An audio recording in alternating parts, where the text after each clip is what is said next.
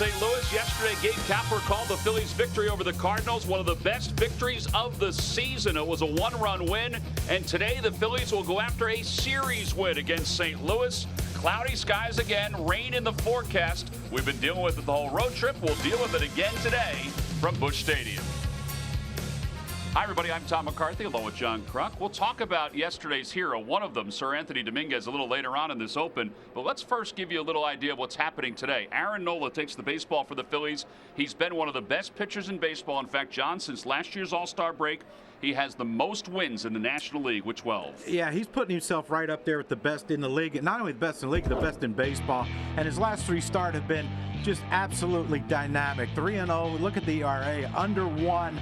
The thing you look at, though, is the innings pitched. 20 innings, only 3 walks. He makes you put the ball in play. He can get swings and misses, but he can also do this, Tom. And there's a swing and miss by Cespedes and a fastball right there by Flores. But he will get ground balls. He does, when someone does get on base, double plays. He gets a lot of those too. And in this game, he got 3 of them. There's Santana with a great play, great throw and turn. Nola doing what he does, covering the base. But his breaking ball is about as good as you find in baseball. He has a knack for knowing how to pitch, knowing how to set up hitters. And for a young kid, that is something that's just absolutely fascinating to me. All right, so 11 swings and misses last time out. The time before that, he had 26 swings and misses, so he can be different. Like you mentioned, he can strike you out or he can put the ball in play. It doesn't matter. He's been really effective. Speaking of really effective, Sir Anthony Dominguez, what else can we say about him? I mean, he has not allowed a run this year on any level. AA, AAA, and now the big leagues. Now, small sample size in the big leagues, but stuff plays. And last night in this game, he came in for a 2-inning save. Well, they left him in for a 2-inning save. There's a breaking ball, but the fastball at 98 to 100 miles an hour. I heard Scott Kingery say he's never seen a 98-mile-an-hour cutter, which is what he threw there to strike out Tommy Pham. Laughed at Matt Carpenter. We thought, he might have tied it up. Odubel catches it at defense. But look at these numbers by Sir Anthony Dominguez. 6.2 innings pitched, 7 strikeouts. Again, though, like Aaron Nola, 0 walks. And that's something to be said for a power pitcher who's also very young and in his first stint in the big leagues, not to walk anyone. Talked to Gabe Kapler today. I said, are you ready to make him the closer for this team? He said, I am not ready to make him the closer for this team. I like the way the bullpen has been finishing off games over the last week or so. We'll see who will close out tonight's game for the Bills. Aaron Nola on the mound for the Phillies. Jack Flaherty on the hill for the St. Louis Cardinals. And believe me, I didn't say night because I think it's going to rain all day, but there is a possibility. But it's not cooling off Odubel Herrera. He has been red hot to start this season. We're going to talk about his streak. We've been talking about it a lot, so we're not jinxing him. That's coming up next. Phillies baseball is brought to you by Xfinity, America's best internet provider, according to speedtest.net. By Toyota, the summer starts here at Toyota. Let's go places. By Citizens Bank, official bank of the Phils. Visit citizensbank.com. And by Independence Blue Cross. Live fearless. Learn more at IVX.com.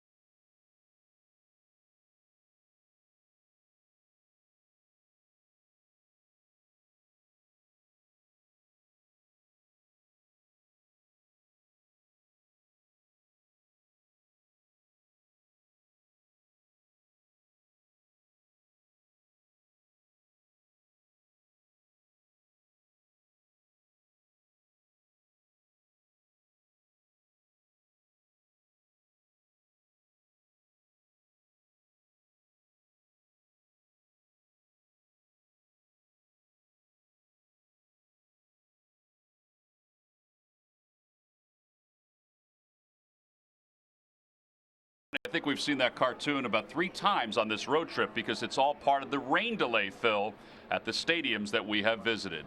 All right, so we've been talking a lot about Odubel Herrera, and Odubel Herrera has done it all, kind of like Bugs Bunny. His streak is up to 45 consecutive games. I mean, John, it's amazing, but even putting a capsule on this year, his numbers are amazing. Yeah, they're amazing all across the board. And the thing you love about Odubel is he might be the only one that's not nervous about this whole streak. Teammates, announcers, you know, we live and die with every at bat, but he just doesn't seem to let it bother him in any certain way. Look at the streak. Poor Chuck Klein, he got knocked out of, he used to be on his chart twice. Now he's only on once because Odubel passed him up. But it's been in a variety of different ways. Walks, base hits, singles, driving in runs, but this big home run yesterday extended that streak. It has just been so much fun to watch this young man play. And, you know, is he frustrating the other teams? Yes. Do we care anymore? Absolutely not, because he's putting up numbers that looks like he's going to have a chance to win a batting title this season. All right, so this is the month of May by itself. 15 games, a 368 batting average, and an OPS of over 1,100, which means that he's not only doing it with the singles, but he's doing it with the extra base hits as well. We'll see if that continues. He's batting third again in today's ball game. Hey, there have been some long balls that have mattered in this series. Those first 2 for the Phils were huge. Same thing for the Cardinals. That was the first career home run for O'Neill. When we return, we'll go to the NBC Sports Philadelphia studios.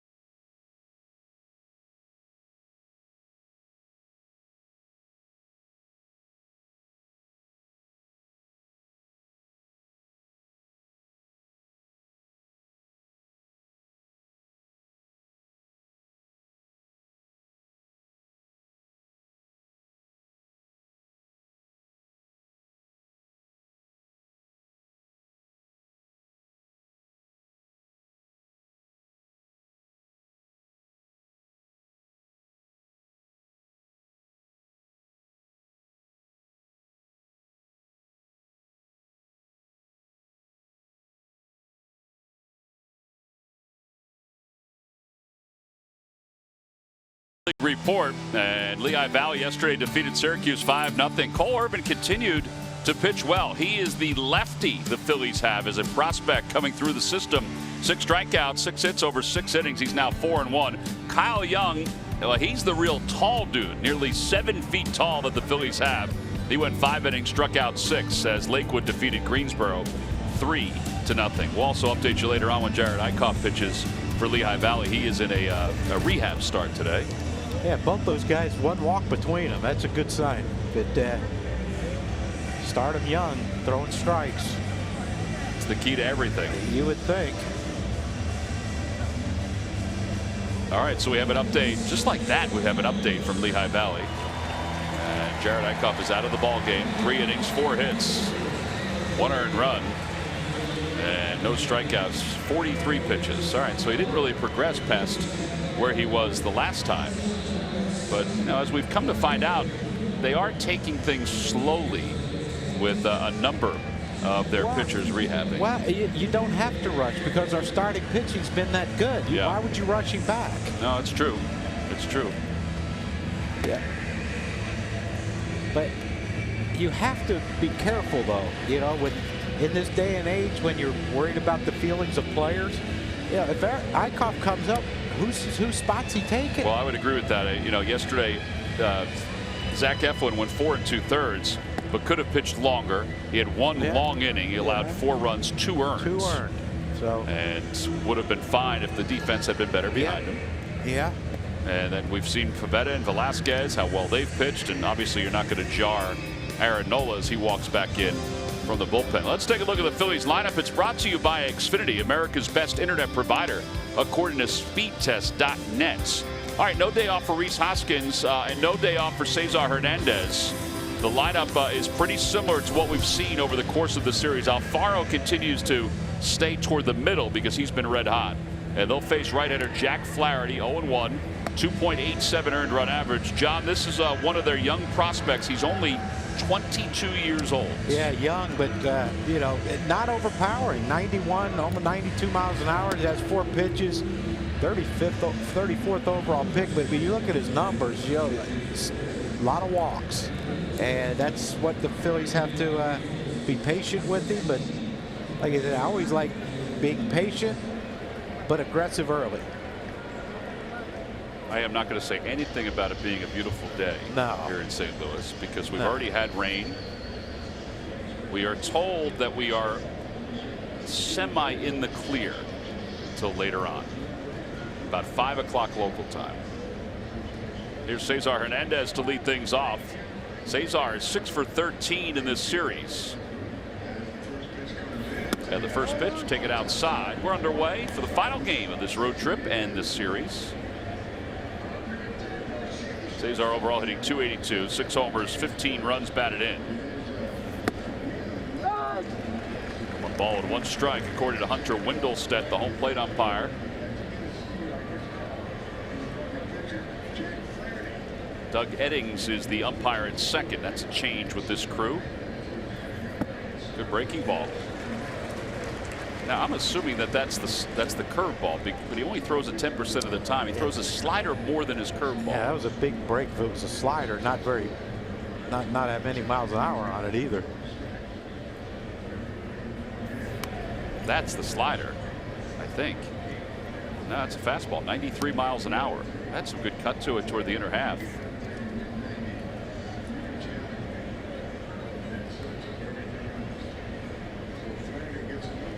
It'll be Hernandez, Rhys Hoskins, and Odubel Herrera for the Phillies, who have won 8 of 10.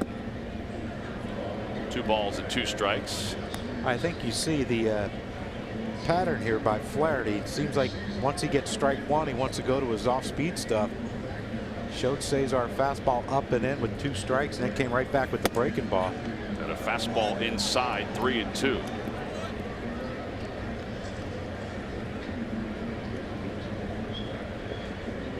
Cesar is hitting well over 300 lifetime here at Busch Stadium. Pops it up off the third base line. Carpenter in foul territory and makes the catch. And 1 away. And that brings Rhys Hoskins to the plate.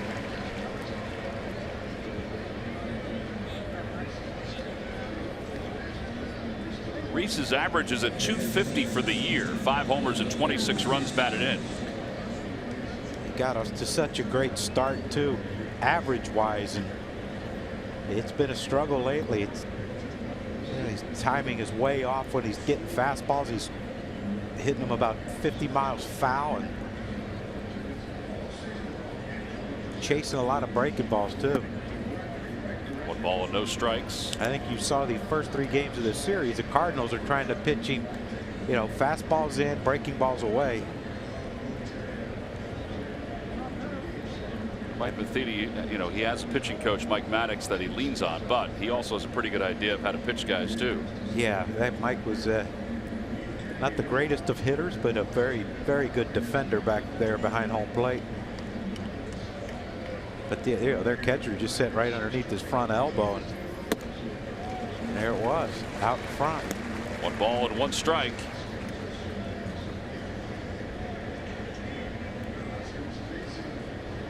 Rhys in this series is 1 for 12, but he's 0 for his last 11. His hit came on his first at bat. Down 2-1. Thing is, his on base percentages is still at .392, but even that was through the roof. Yeah. For the first month of the season. .392 is still pretty darn good. Video numbers early in the season for him. That one's bounced foul. Right at the heels of the ball dude. The inside corner down there.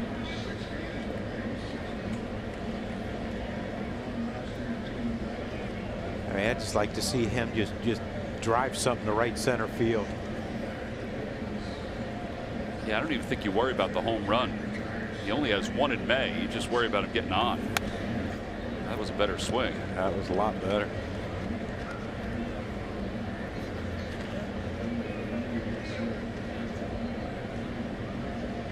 Two balls, 2 strikes to Hoskins, facing Jack Flaherty, the 22-year-old from Westlake, California, at Harvard Westlake High School,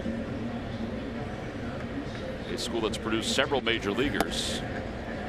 Second straight hitter, though, he has fallen behind 3-2. Odubel's on deck.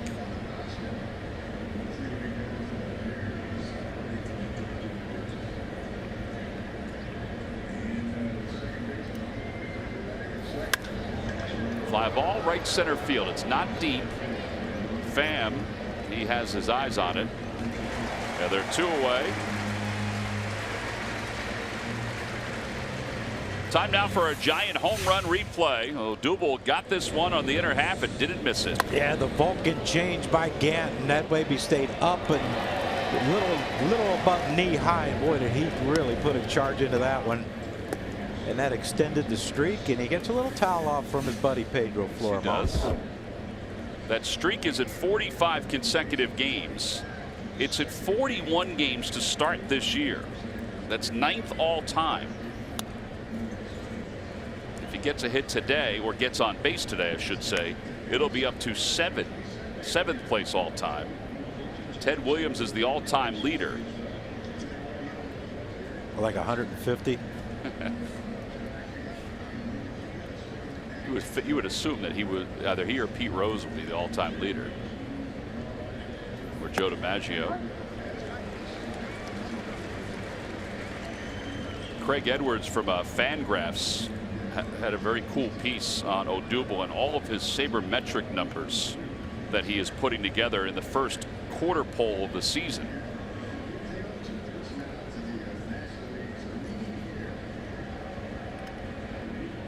Kind of puts in perspective the kind of player he is across the board for old school, new school. Well, the guys he's catching up to are pretty old school, aren't they? Yeah. Chuck Klein. Next in line is Bobby Abreu. That was a funny comment that you said. He's already knocked Chuck Klein off once. He's going for him again. Poor Chuck. 0-2 pitch. Swing and a miss. Got him with a slider. And a 1-2-3 inning. for Jack Flaherty. He threw a handful of pitches to get through it. We'll move to the bottom of the first. It's the Phillies nothing. Cardinals coming up, and Aaron Nola going to work.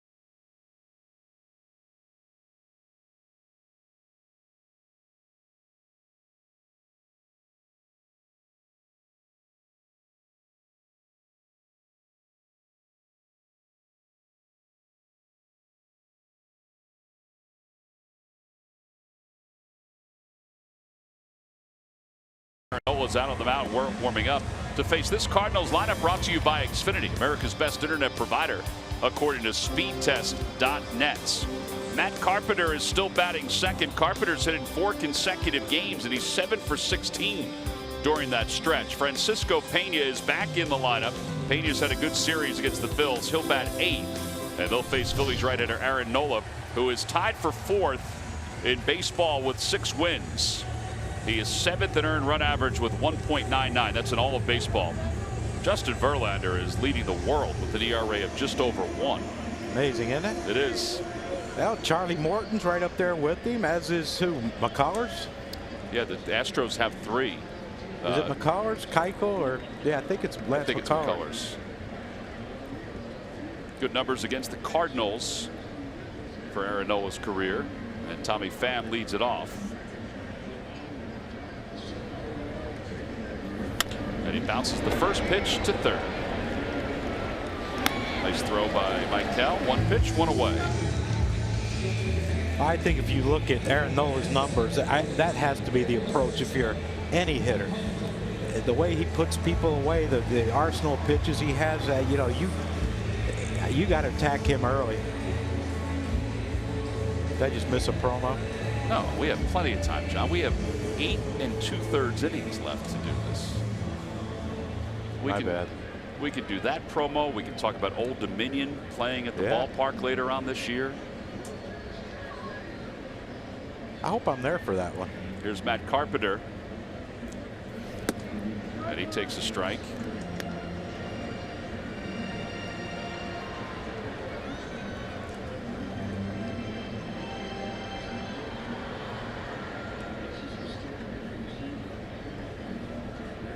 Check your schedule, John. It's Friday, August 17th, a post-game concert with the 2018 ACM Vocal Group of the Year, Old Dominion. Go to Phillies.com/Old Dominion if you want to check out tickets for that.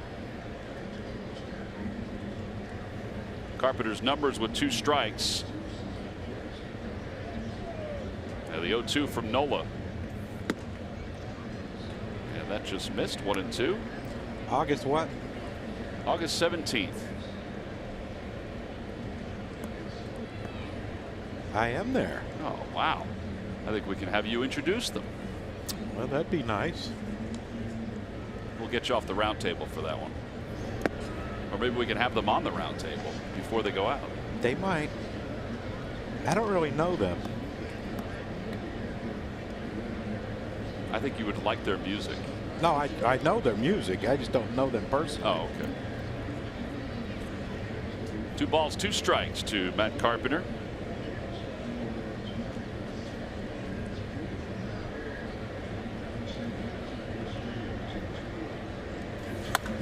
In the air to right field. That is well hit. And it is off the base of the wall. Carpenter on his way to second base. Now that's a 5-game hitting streak, his 11th double of the year. I think it's a good thing we're getting out of town while he's heating up. Yeah, he's you knew this wasn't going to stay where it was. You know, he's such a proud man that he doesn't want to. He's not going to hit under 200, but it's a pitch again. As good as Aaron Nola's been, you miss location against good hitters and hot hitters. They're gonna hurt you. That'll bring Martinez to the plate. Martinez is 7 for 12 in this series. What is that? What he doing? What's he doing? I thought he was practicing his chip shot around the green. Yeah. At the knees, 0-1. He is fidgety. I think every team has one guy. Yeah. That just takes a little extra time. Yeah. We had one, Lenny. Yeah. And they hated him. Players on the other team hated him, but he scored 140 something runs. We didn't care.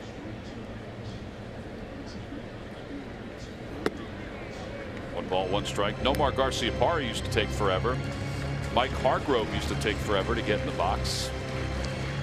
They had these little antics that they went through. He's not really doing much with his batting gloves. He's just fidgety. Odubel obviously is a guy that does that for the Phils now. But he's not fidgety. He just smooth, laid back and smooth. He's having a little trouble with the helmet the other day, but couldn't quite keep it on.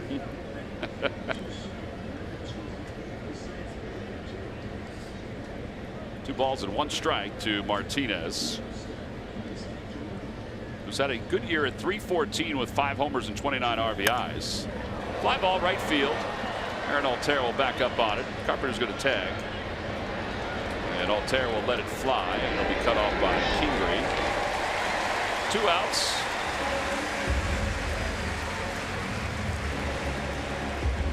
Time now for our Nissan upgrade. Upgrade to the technology of tomorrow today. And we look at the National League leaders in road ERA. Aaron Nola's at 1.90, which is 5th best. Sean Newcomb is number 1. He of the Atlanta Braves, who are a half game ahead of the Phillies. Scherzer's kind of on every list.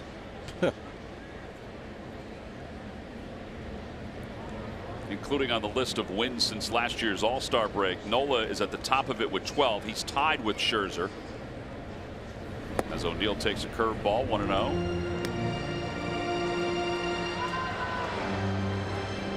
Since last year's All-Star break, the 24-year-old is 4th in innings pitched, and his earned run average is 2.89. That'll work. 1 ball and 1 strike. Took his helmet off again. He didn't get it fixed since yesterday. I've never seen that. There's got to be something that's loose that's jarring it on his head. Well, you would think he'd have had it fixed by now. It's not like they come up now and get one helmet. He's a rookie, though. He doesn't want to open his mouth. Went around on that curve. 1-2. So I get it. If he swings and fouls it off, the helmet comes off. If he swings and misses, stays on. I hope it stays on this pitch.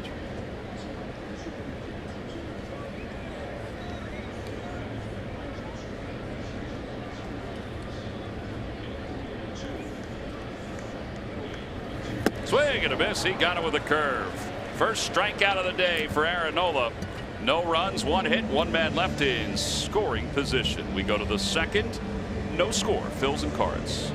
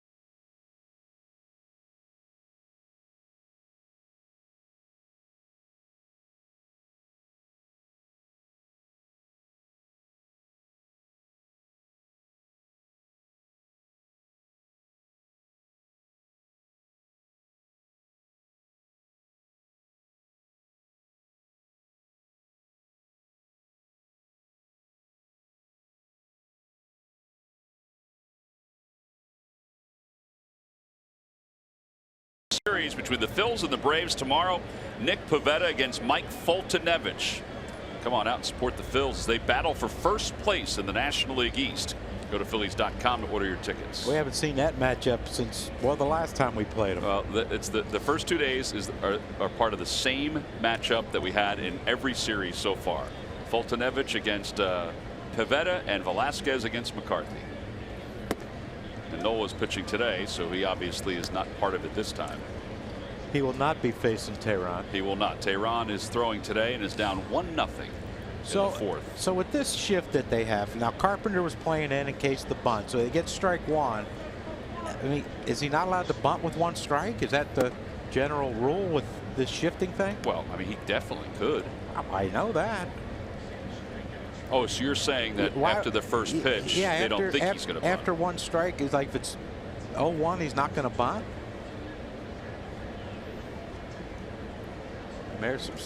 There's some space.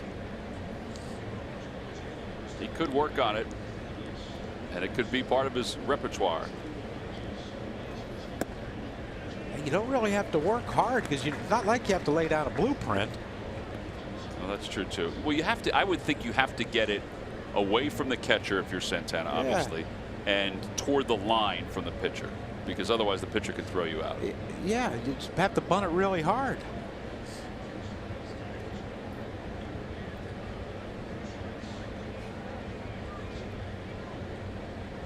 I think a few years ago, David Ortiz bunted for a double.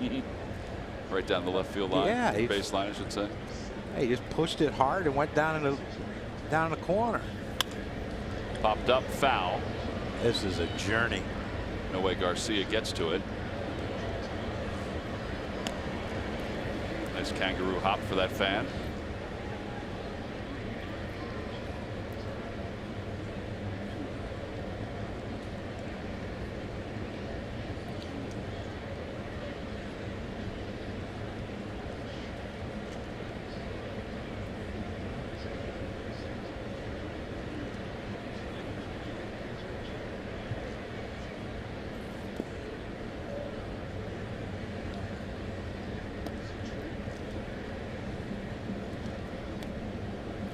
Flaherty didn't start the year with the Cardinals, and when Wainwright was out on the DL early on,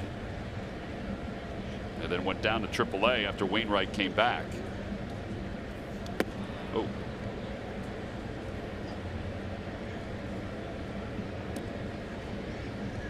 I think that pitch got away. A little bit. Might have held on to it a skosh too long.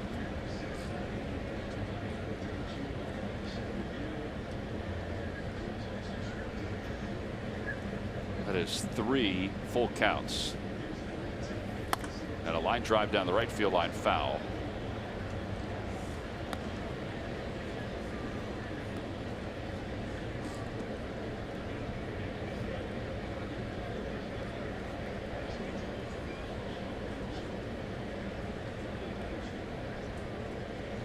Well, this is another 8-pitch at bat. This is number 8.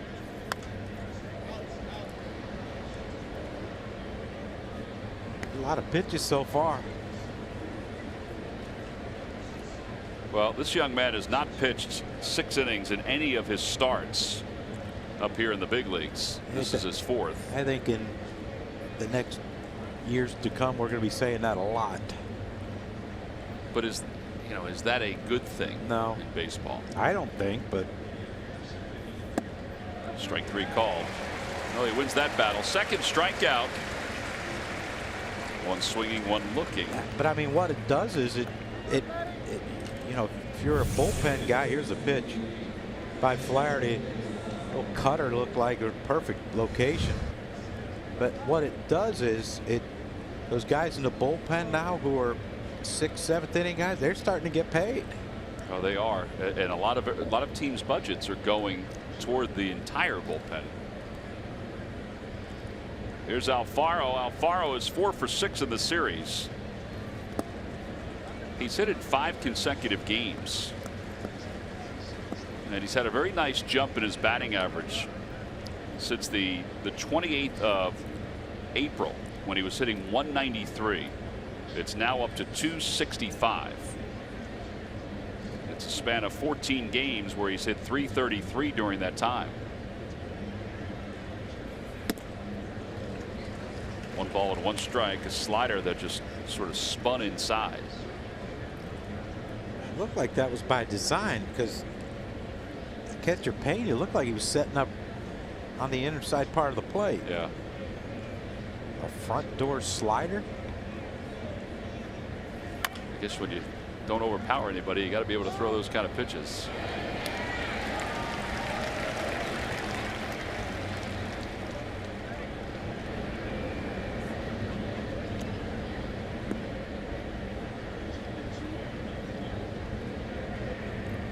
Wait until there is a pitcher, though, that doesn't want to throw a baseball out because there's a scuff on it. Yeah, that'd be nice. Well, if it was our pitcher, it wouldn't be too much fun if you weren't. Yeah, like for me, somebody like Aaron Nola would take a ball that's scuffed and just move it every which way. And Arrieta too. Back in your day, and even before that, they wanted those. You as hitters wanted those balls out of the game. Yes. Swing and a miss at a high fastball.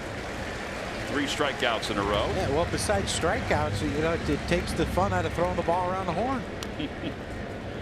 You throw it out, they have to throw another ball. High fastball there by Flaherty that Alfaro couldn't catch up to. I mean, you've seen balls in the dirt that the catcher scoops and tags a hitter, and then he hands it back to the umpire, and the umpire throws him a new ball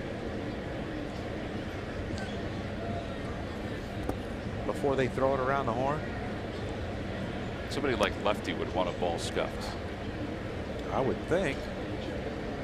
I know there's a whole group of them down in Houston that wanted it that way. Yes, they did. And they may have done it anyway.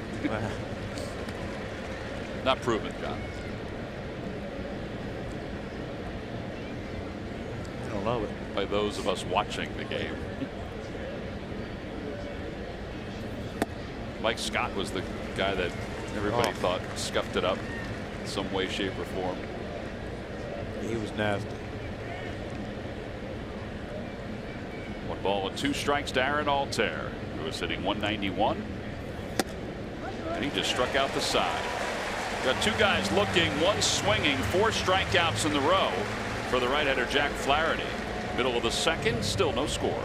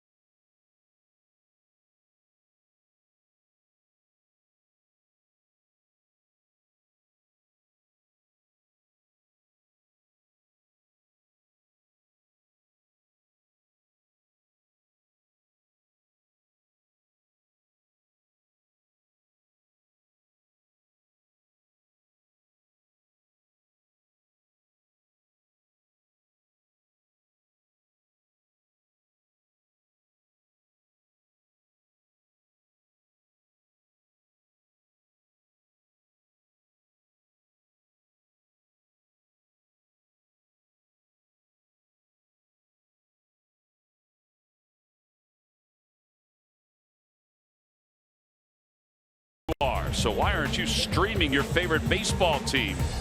It's easy to do and worth it when you need your Phil's fix and can't get in front of a TV. Download the NBC Sports app for all your devices now. Final day here in St. Louis. Yes, those are blue skies. There have been so many thunderstorms in this area since we arrived. Even last night after the game, I mean, there was a monster storm. This morning there was another one, and then when we got to the ballpark there was another one. Dexter Fowler leads it off. Garrett Cole is I forgot about him. Oh, yeah, that makes sense. Yeah, how do we forget? He could be, if Verlander wasn't having the year he was having, we would be talking about Garrett Cole as being the leader of the pack for the Astros. In some ways, he is. Curveball 0-2.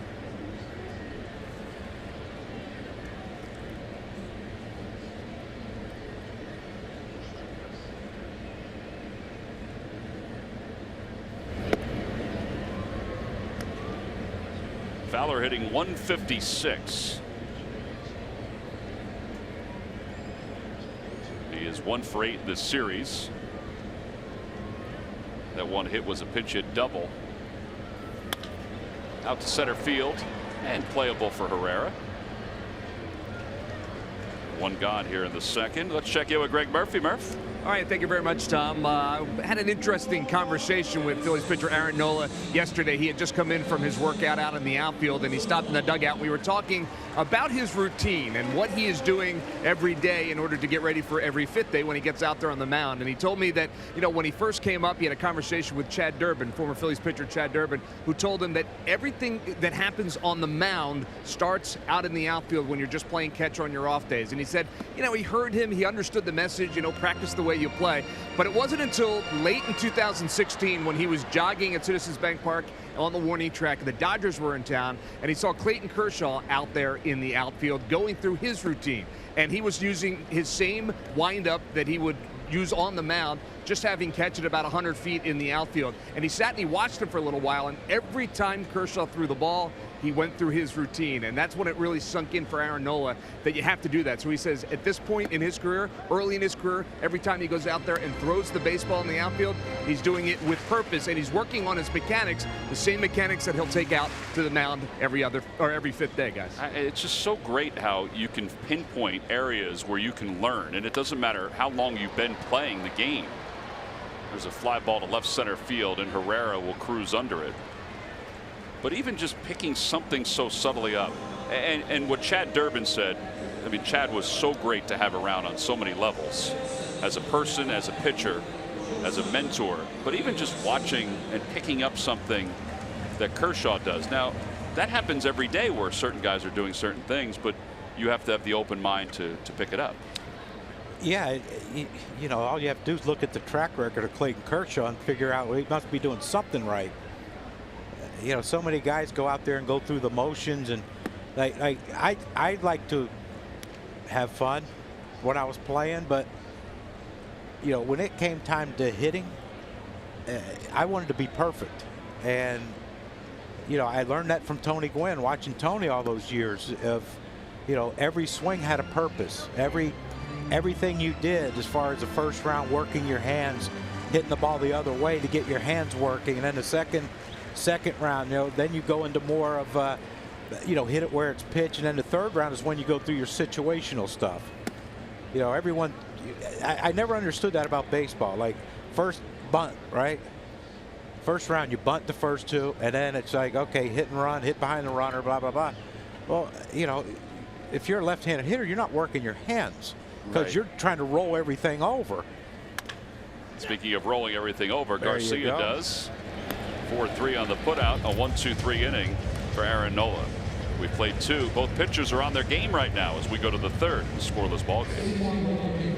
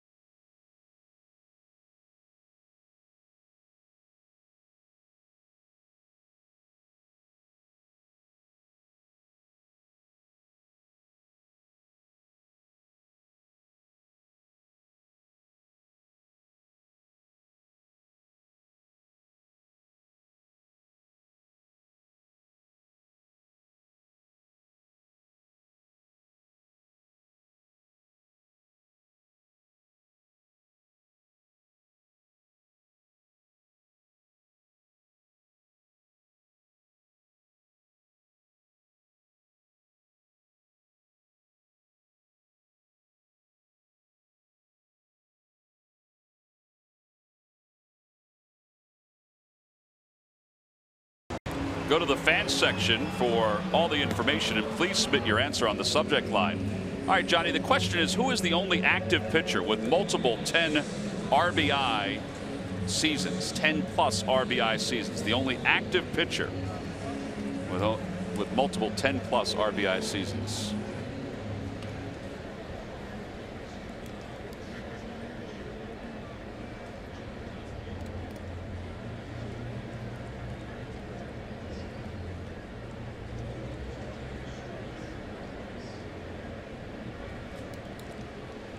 Well, this is an interesting one. I know there's 2 guys on each one of these teams that could swing it a little. 2 plus 10 RBI seasons. 2 10-plus RBI seasons. Franco fouls it back, and it's 0-2.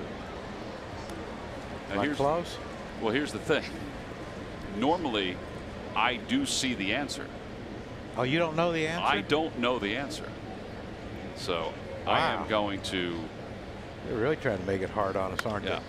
Off the hands, over to third. Carpenter cuts it off and leans the throw over. 7 in a row retired by Jack Flaherty.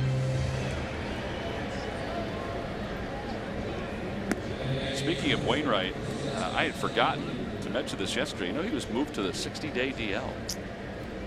That's not good. That is not good for the Cardinals, although they are expecting to get back Alex Reyes, who last year was 4-1 with a 1.57 earned run average. He had an elbow issue in spring training. Big arm, too. Big arm. All he did yesterday in single A was strike out 13 in 7 2/3. Is that all? That's it. He established a franchise record for the single A team that he pitched for.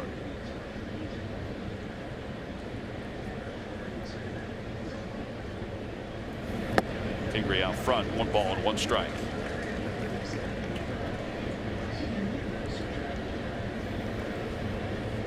Scott Kingery had a huge at bat yesterday. That triple off the base of the wall that tied the game for the Phils. Out to shortstop. Garcia's up with it. 2 outs. And that brings us to the Geico quote of the day, provided by Scott Kingery. It's obviously been a struggle. It's been a little bit of everything. It's figuring out the ways big league pitching is going to come after me and the ways they're going to throw me. So it's kind of been back and forth, and I've been trying to grind it out and figure out a way to adjust. He's not alone as a rookie. No, all he has to do is look at Barry Bonds' rookie year wasn't spectacular. Nola fouls it away. He did okay. He sure did. Bonds' rookie season was back in 1986, and he hit 223 in 113 games. And he did have 16 home runs, but he hit 223. 1-2 to Nola. Got to admit, John, I had forgotten about that. 261 the next year with 25 homers. That's a flare out towards second. Wong puts it away. 9 up, 9 down. All right, so the rookie Jack Flaherty has not allowed a base runner through the first 3 innings. On to the bottom of the 3rd here in St. Louis. 6, please.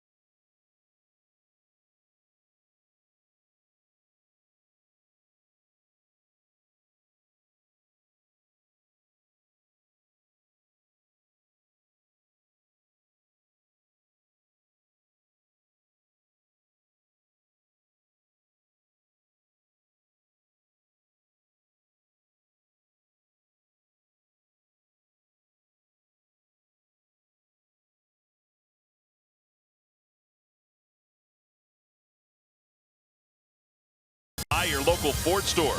Check out every new Ford car, truck, and SUV crossover at buyfordnow.com today. Well, Johnny, it would be next time we can go up in the arch. Another year passes. Tommy, that will never, ever, ever happen. Really? Nope. What if we made it to your liking? On our out-of-town scoreboard, Miami has jumped out to a 6-0 lead over Atlanta. Lewis Brinson has hit a grand slam. Wow. Against Julio Teheran. Standings look like this. Atlanta half game over the Phils, 3 over Washington, and 3.5 over the Mets. The Mets had a walk-off win yesterday. They were down, I think, 4-0 in their ball game, and wound up winning that game. Aaron Nola just finishing his warm-up tosses. How much fun would that be, though, to have, you know, like a 4-team race coming down the stretch? I think it would be great. It'd be great for baseball. And the other thing too is that it would probably, you know, somebody would be in line for a wild card, but it would still be great to have the division run down, because the other two would not. Yeah, and that's the thing too. You know, the Major League Baseball finally put an importance on winning the division by having the 2 wild card teams, because to me it wasn't fair. You know, and I know that some years, like, you know, your top teams in division might have better records than the other 2 teams in the National League who won their division, but you know, you're a wild card team. You don't win the division. You shouldn't have the same, you know, the same rights as a team that does win the division, and that's why I'm so happy they went to the 2 wild card. You know, you're a wild card team. You shouldn't be able to set up your rotation. I would agree with that. And it makes the managers think too, because like you come down to the last game of the season, which is nice now that every game starts at the same time. You know, you might have to throw your #1 guy in the last game of the season just to try to get in it. Yeah, you can't waste him. Did we get him out? We did, I think. Yeah, hold on. Yes, we did. On 1 pitch, Odubel retires Francisco Pena. So that's 6 of 8 hitters that Nola has thrown a first pitch strike.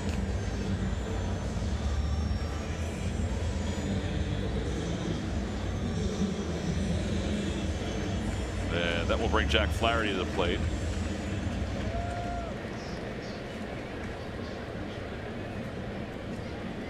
Probably shouldn't mention he has a perfect game through 3, should we? Well, yeah, I would. Yeah. Perfecto. Yeah, well, we shouldn't mention it though. But he does have a perfect game through 3. Yeah, we won't mention it though, because we don't want to jinx him. 1 ball and 1 strike. Let me tell you something. If Jack Flaherty's listening to us right now, he's not focused on what he's doing. No, he wants his first major league hit. Yeah, he does. Let's let him have it in his next start. Yep.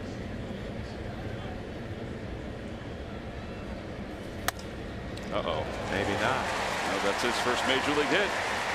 A good one to get it off of, I guess. A lot of firsts going on this weekend for the Cards.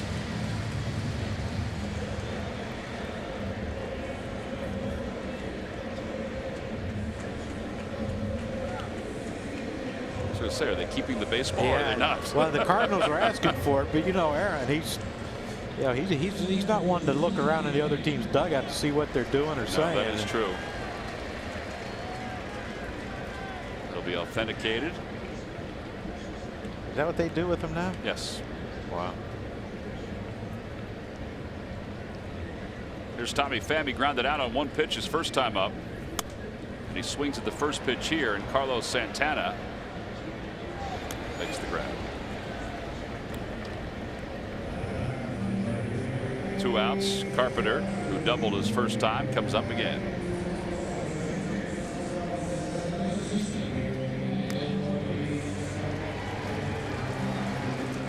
Carpenter has 5 doubles now during this 5-game hitting streak.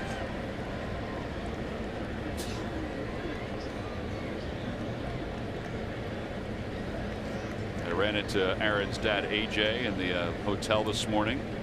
He and his buddy Mike were here from Baton Rouge, getting a chance to watch Aaron pitch.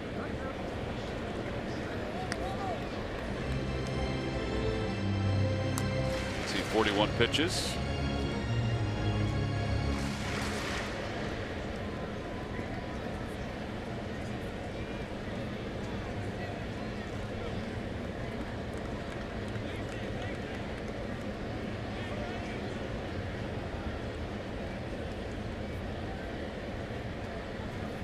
And a curveball, strike 3 called.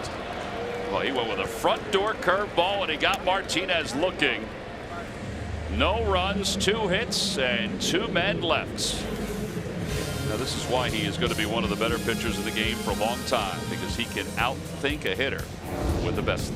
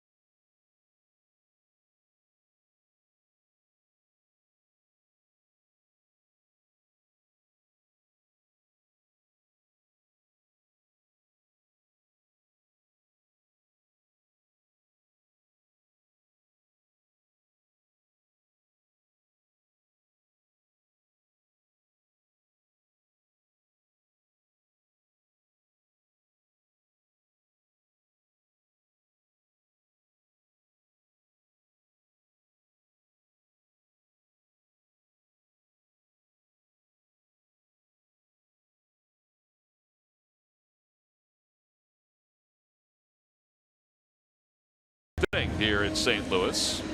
Nice crowd on hand for this Sunday afternoon between the Phils and the Cards.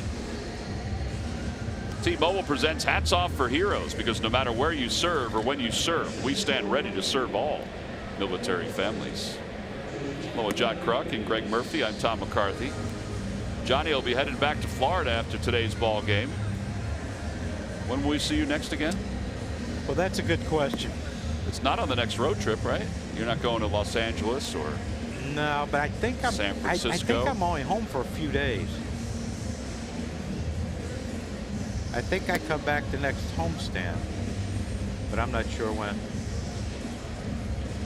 Are you in town for the Blue Jays next weekend? That could be something that I can't answer yet, Tom, but I will.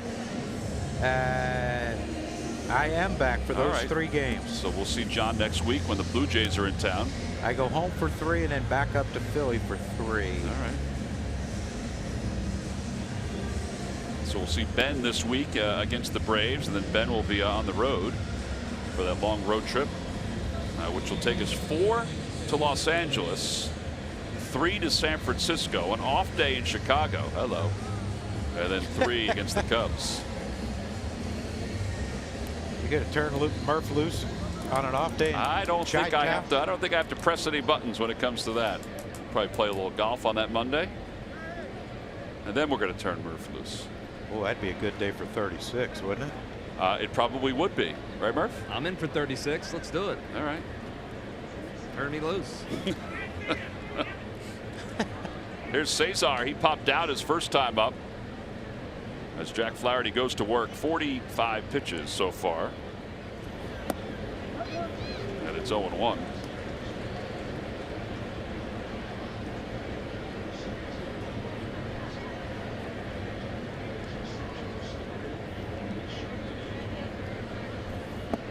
Changeup.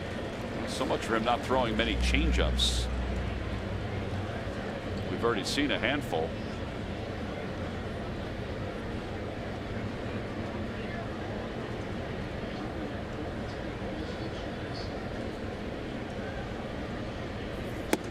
Inside, 1-2.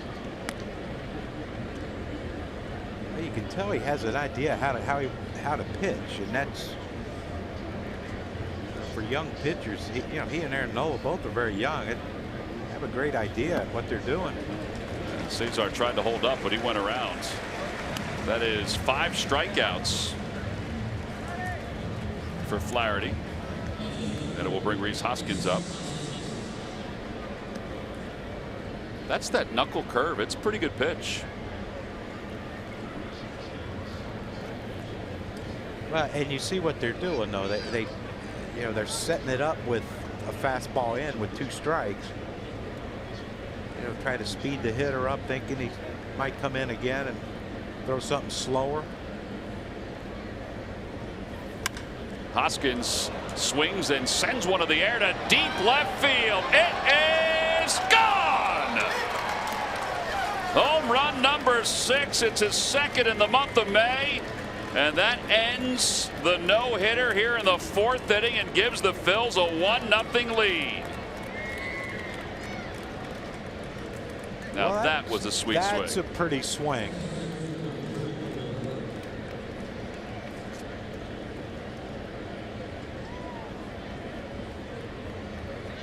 Great launch angle, good exit velo. 431 feet is the estimated distance. And I don't know, I can't tell who that was sitting in the bullpen, but it landed right in his glove. He did a little dance. Might be Tommy Hunter. But yeah, great swing there by Rhys. Watch, I think it's Tommy Hunter. Watch him, he hadn't moved. Yeah, well, he did get up. Now watch the dance. We didn't show it. 1 ball and no strikes. Odubel shows bunt, takes low, 2-0. There's your dance. Right, ready? here he comes. It's all upper body. That's a big man busting a move right there. Probably a big hit at weddings. He could be a wedding crasher. 2-0 pitch coming to Odubel. Inside, 3-0.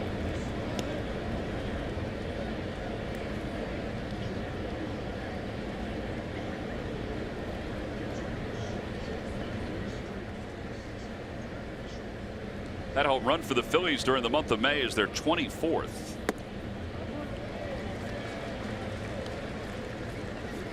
They're averaging 5 runs per game during the month. And they have 51 extra base hits. That's in 15, well, now 16 games. Phillies are 10-5 during this month.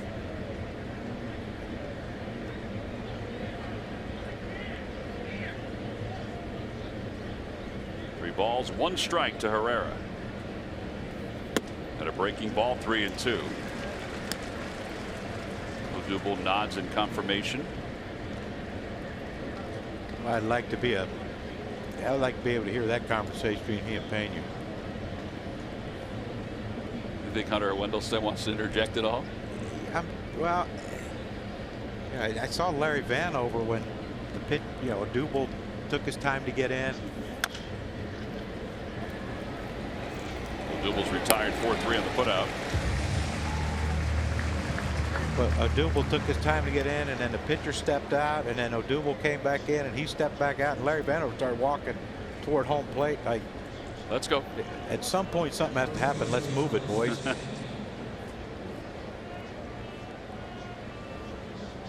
2 outs now. Carlos Santana is the hitter.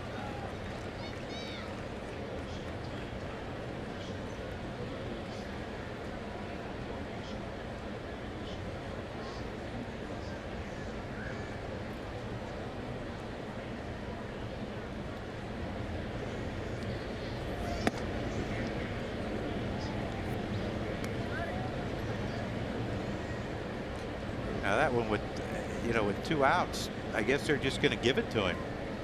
Yeah, remember Carpenter? We talked about his first at bat after 1 strike. Carpenter moved over to where he is right now. I guess with 2 outs, they're like, all right, we don't care if you hit a single. Some of the greatest rallies in baseball were started with a single. Well, think about Eflin yesterday. I mean, it was a swing and bunt where they picked it up instead of letting it go. I mean, that was that started a rally for the Phils. 2 balls and no strikes. Santana waits, and he bunts it tried to bunt it toward third, and bunts it foul. You look where Tyler O'Neill's playing too.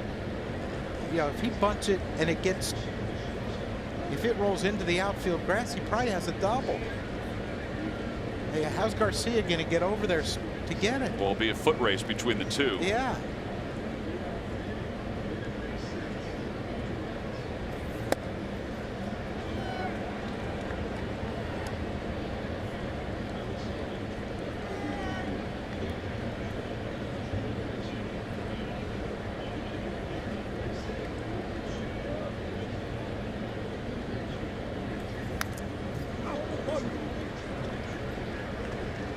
Throwing him a slider with the count 3-1.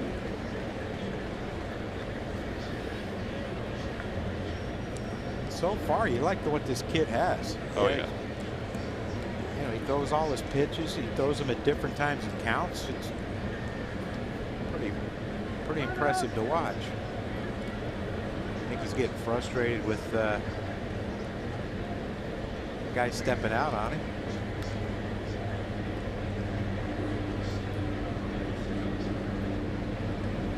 What is he doing? I don't know, but Larry Vanover's getting a little impatient over there at third. Yeah, he's got his arms crossed. All right, it's supposed to rain at 5. Let's go. Yeah, the dirt, ball 4. Yeah, that's the first walk issue today by Flaherty. That brings Jorge Alfaro to the plate. Alfaro had the Toyota turning point in yesterday's ball game, and this was the RBI that led to the victory. Yeah, nothing special, just a grounder up the middle, and great diving play by the shortstop to keep it in the infield. But Kingery scores after he hit the triple, and that was the go-ahead run. And that was Jorge coming in off the bench for Andrew Knapp, who got injured. I didn't see Andrew today to check out the finger. I think he was okay. 0-1.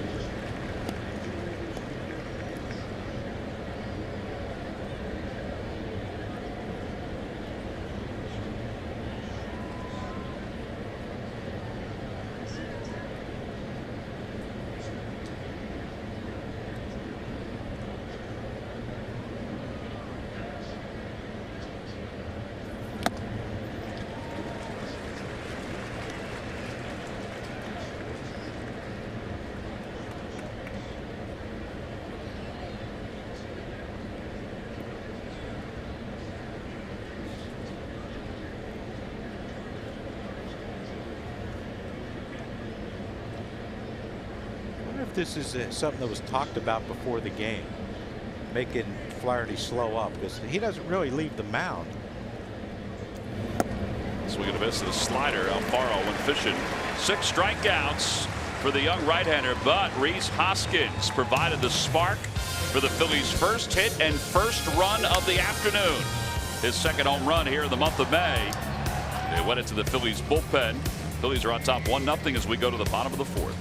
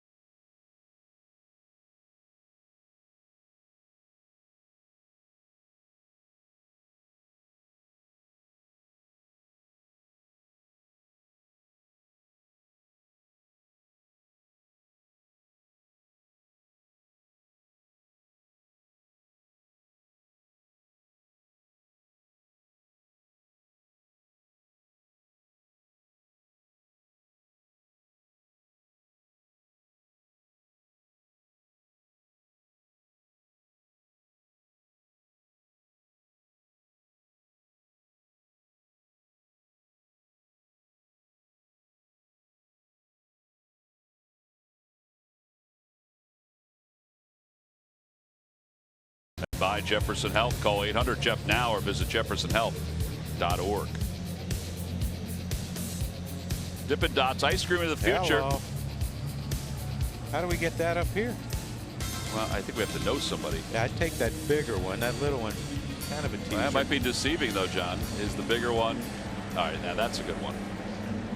That little one's that's just an appetizer to get to the big one. Right, really. like the bowl that Scott Fransky had in Baltimore. Remember, he came over with that little bowl of ice cream in Baltimore.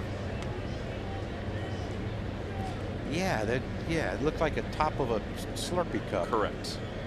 Without the hole in it. Yeah. Here's Tyler O'Neill to start the fourth in a breaking ball 0-1. I could use some ice cream. Nice day for it. They do have ice cream on this level outside where you've got your what are those? Brotzels. 1 ball and 1 strike. The lady outside did declare the Brotzel being the hottest item going right now on this level. I heard that. 4 a day. 4-game series. Let's do the math. Fastball 1 and 2. No, the first game I didn't have them. Oh, you just had a bratwurst. I just had a bratwurst. Right.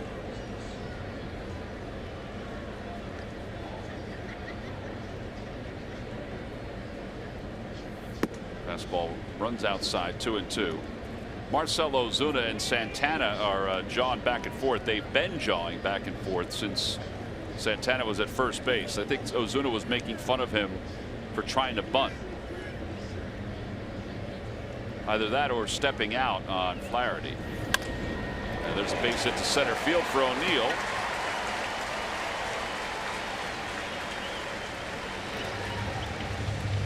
He lost his helmet, John. Well,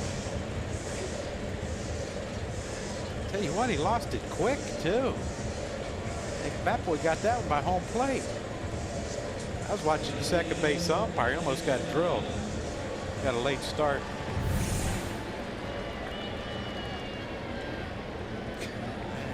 He needs a smaller helmet. Or Velcro. Glue a strip on his forehead. One inside the helmet. Keep that baby on. There's Fowler. He flied to center his first time.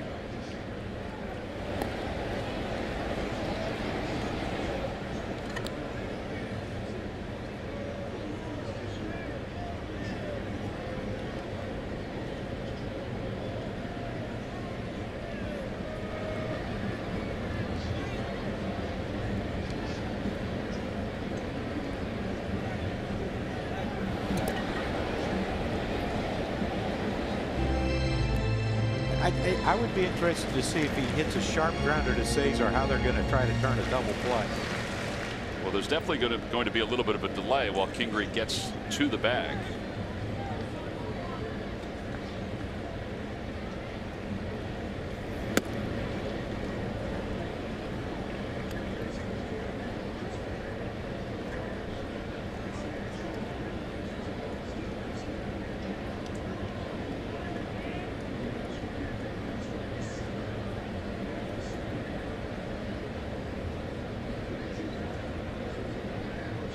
Ball and no strikes to Fowler. He gets that one off his foot. 1-1.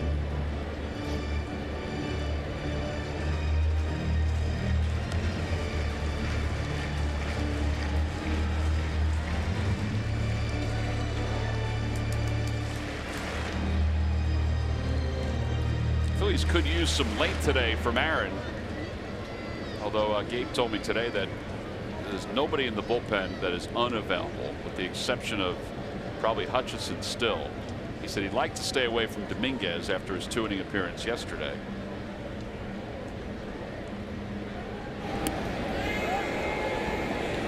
Carlos says to take a peek at it, so the Phillies will. The Phillies have they've started racking up the pickoffs during this month.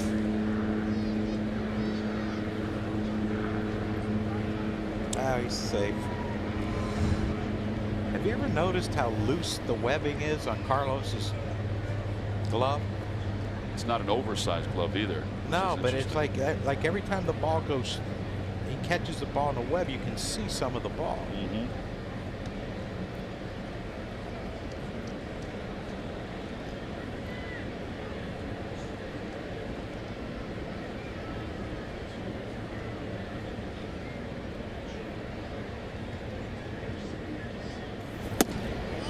Just a bit inside, 2-1.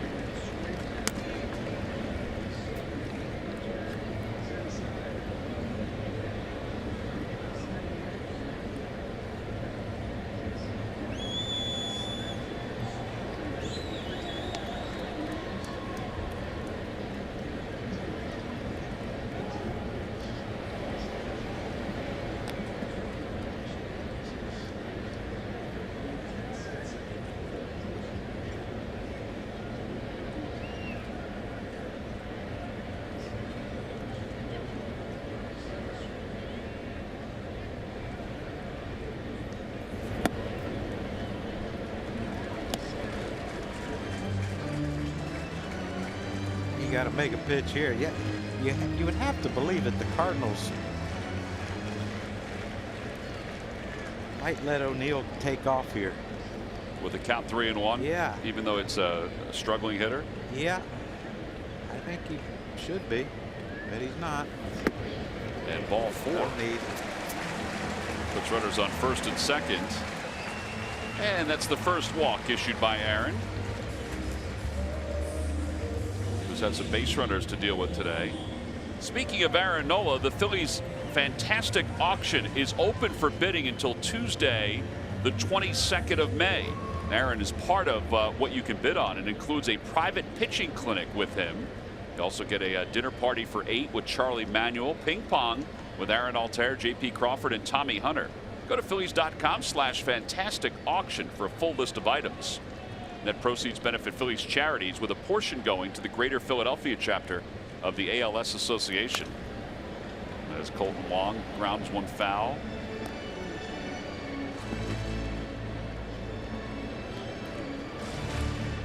Wong was presented with a check for $10,000 prior to the start of today's ball game. Yeah, I've had people on social media ask me about the arm sleeve he's wearing, and I would think it was to, you know, thinking about the people in Hawaii, his home state, with the volcano. He is raising money. He has a GoFundMe page for the victims of the volcano, the erupting volcano in Hawaii. Leilani, where most of the neighborhood is, not all of it's been destroyed, but a good portion of it's been destroyed because of the lava, is about 20 miles from where he grew up. A bouncer right side. They may not be able to turn 2. They get 1. Now they throw to second, and it hits Fowler, and that's going to allow a run to score. And Fowler will go to third. It's a 1-1 ball game. And again, the sloppiness for the Phils rears its head.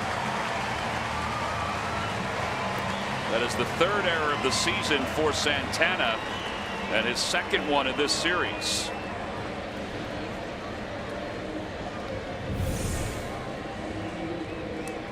Yeah, I mean, Cesar did everything right, but you saw that the off-balance throwing on the run by Santana, and no angle. No angle. Didn't cut the angle to throw around the runner Fowler, and Fowler's a big, tall guy.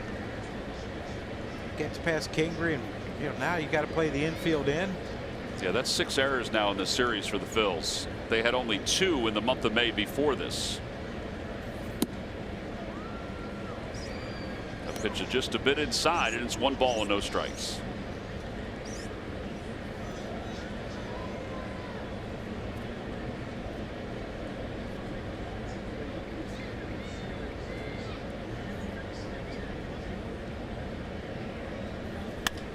Fly ball down the left field line. Hoskins on the run. It is foul and out of play. Reese over there playing a little high line. Ball hit a fan's hand and bounced, and he kind of highlight that baby up into the stands. Give someone a souvenir. Sadly, I don't think it was a guy who got hit in the hands with it. Runners in scoring position this series. 10 hits for the Cards. Got a lot of opportunities for both teams. Another one fouled. 1-2. You know, there's very few times that Aaron Nola shows frustration. He did show it after that error led to the run. Yeah, just with a little shake of his head.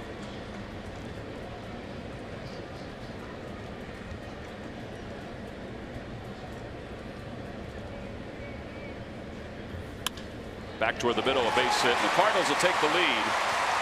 It's a 2-1 ball game. RBI single for Garcia.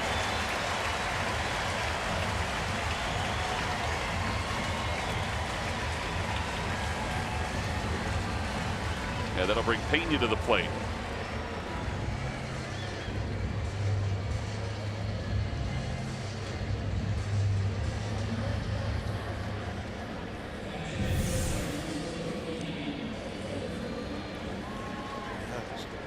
Just a mislocation. Garcia, at that point with 2 strikes, you're just trying to put the ball and play hard somewhere. And with the infield in, you hit it hard enough, and unless it's right at him, it'll go through. Now the battle begins. Throws a changeup to start Pena's at bat.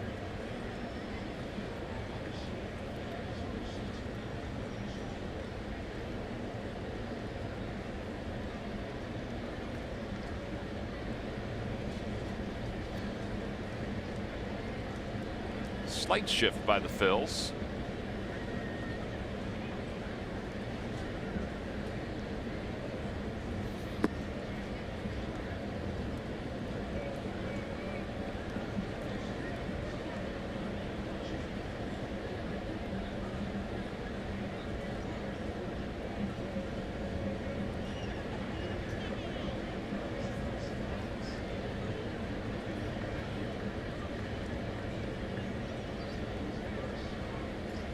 There goes the runner. Pitch is fouled at the plate. 1-2.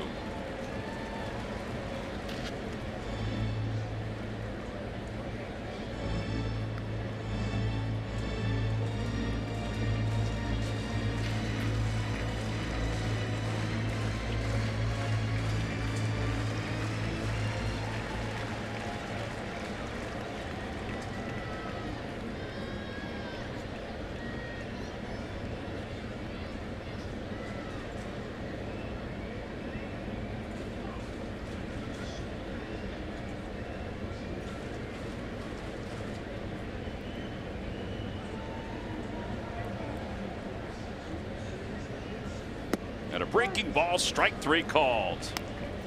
Third strikeout for Nola. And now he can deal with the pitcher. How do you make your packages stand out? Well, you can add a little color. Avery Neon shipping labels ensure all your shipping messages get noticed. Perfect for any priority message. And WB Mason delivers the same day when you order by 11:30. Local service personalized. Who but WB Mason?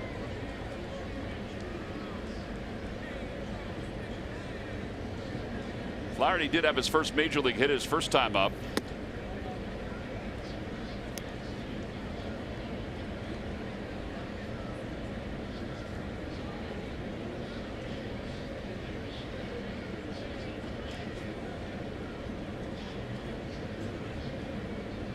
One ball and no strikes to Flaherty.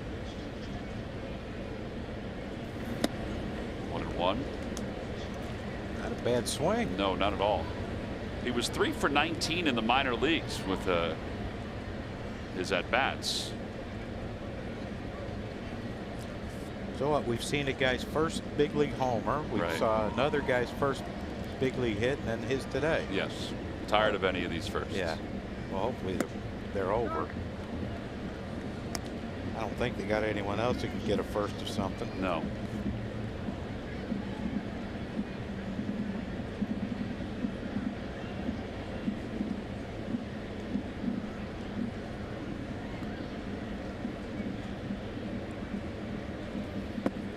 Curve outside, 2-2.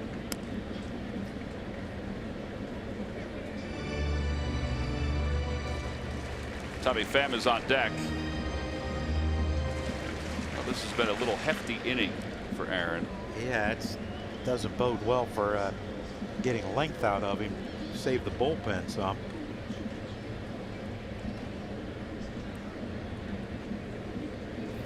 Fastball swung on and missed. 92. 4 strikeouts for Nola, but the Cardinals do get a couple runs.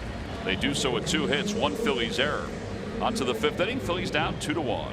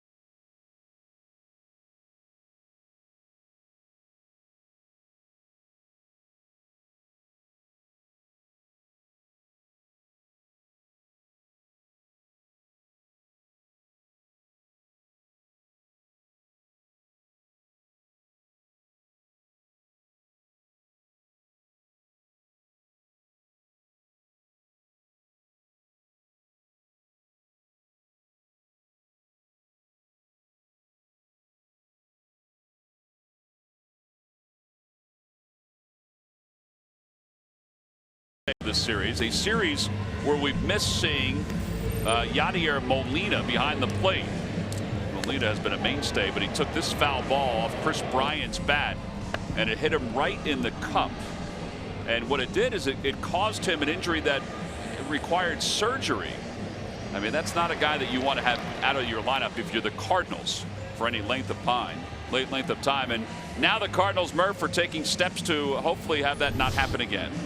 Yeah, as you can imagine, it's a sensitive topic, especially for catchers in Major League Baseball. You know, the groin area is such a sensitive area. The protective cups that they have been using for years and years and years are good, and they do the job most of the time, but not all the time. And when Francisco Peña saw the injury that happened to his teammate, Yadier Molina, he got to thinking that maybe there was something better out there. So he went to the trainers, and he said, hey, is there anything better, better protection for me so that this doesn't happen to me and doesn't happen to my teammates? And they went out and did some research, and a St. Louis-based company does make actually a bulletproof protective cup. A bulletproof. Like, you can shoot it with a bullet and it won't puncture. So they went out, they bought a couple of those, and they are using them. In fact, Peña used it for the very first time on Thursday night. That was when he, first time being able to wear it.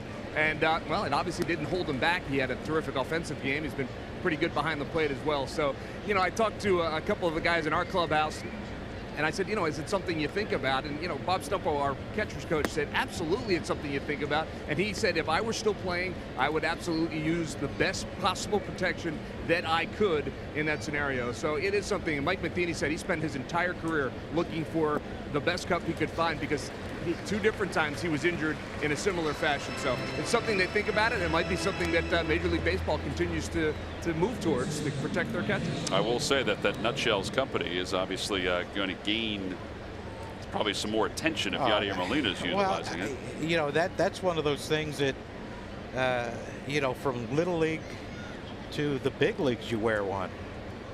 I just don't know how guys can play without one. There's outfielders I can understand maybe a little, but anyone in the infield, especially a catcher, man, the best protection you can get, you should use. Well, 2 quick outs here in the top of the 5th inning. A strikeout and then a pop-up to shallow center by Michael Franco. And that'll bring Kingery up.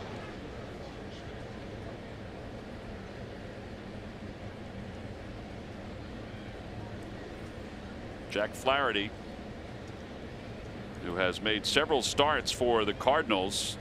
Last one, he went 5 2/3, allowed 5 hits and 1 run, but he lost 4-1.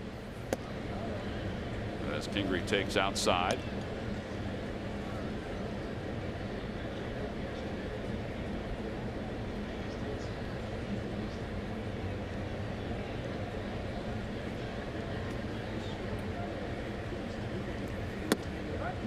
One ball and 1 strike.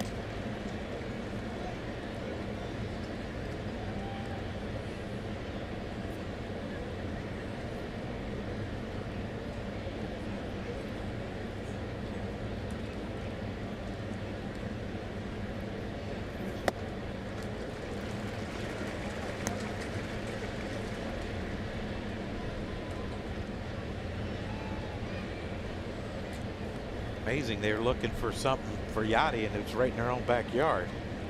Yeah, really.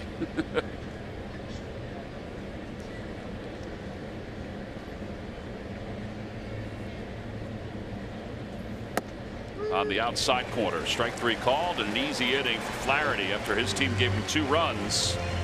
He's able to pick up his 7th and 8th strikeouts of the day. We'll go to the bottom of the 5th. Cardinals up 2-1.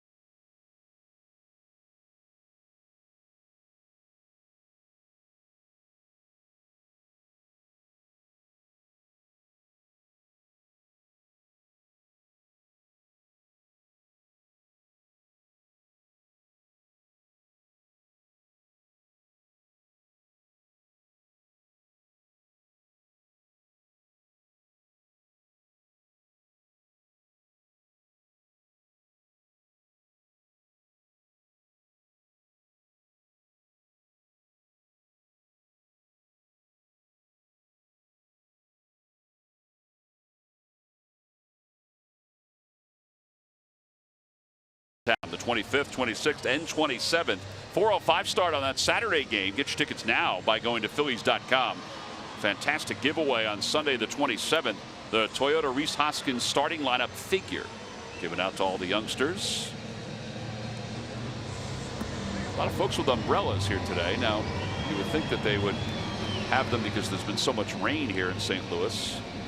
But it's for the bright sunshine as temperatures get close to 80 degrees today. Some of the youngsters get a chance to come out and enjoy the day. They do make it an event here. Yeah. I mean, the downtown is packed. The hotels are packed on weekends. Yeah, everything around the ballpark is wall-to-wall red. It is a great baseball city. Mm-hmm. And although there's certain things you can do, whether it be going to the Budweiser factory and seeing the Clydesdales, some decent restaurants, that area right there is really attracting more people, that baseball village. I'd assume if you're going for a tour of the Budweiser brewery, I think you probably just want to bypass the Clydesdales well, some might and head not. right to the samples.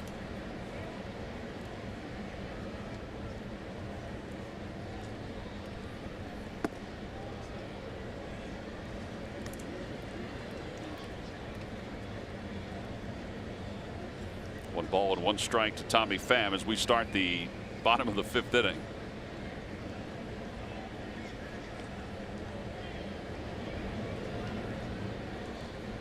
Pham is 0 for 2. 2-1.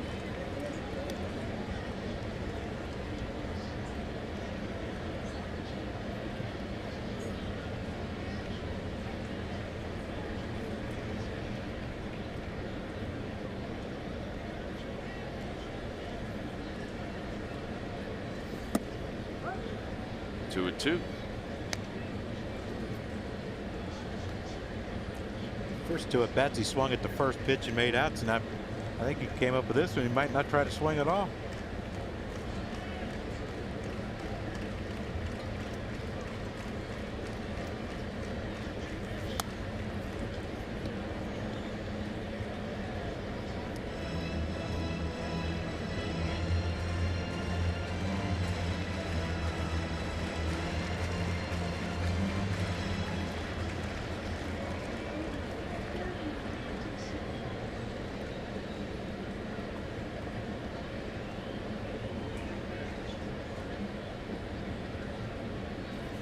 Swing and a miss. With a changeup, he gets him. 5 strikeouts for Nola.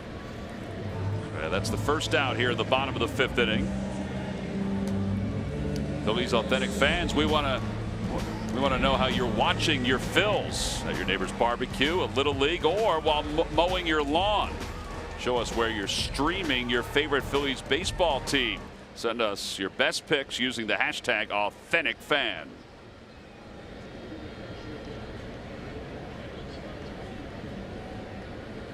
Yeah, send us some photos if you're mowing your lawn and watching the game. Let's see how you do that. Carefully, I'd hope. I would hope too. You better stay away from the garden.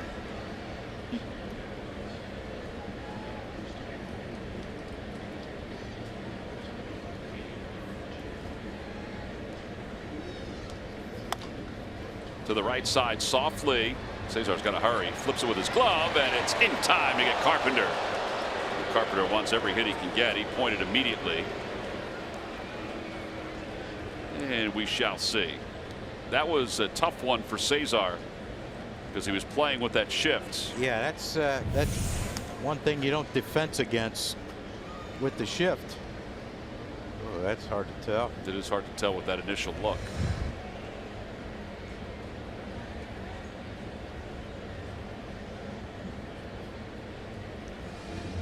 So they are not going to review it. 4-3 on the putout, and there are 2 outs.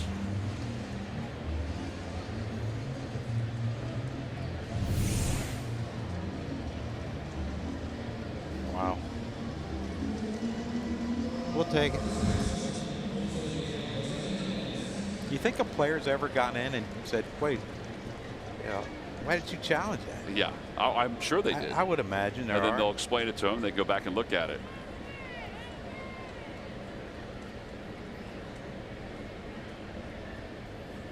Breaking ball, and Martinez lays off.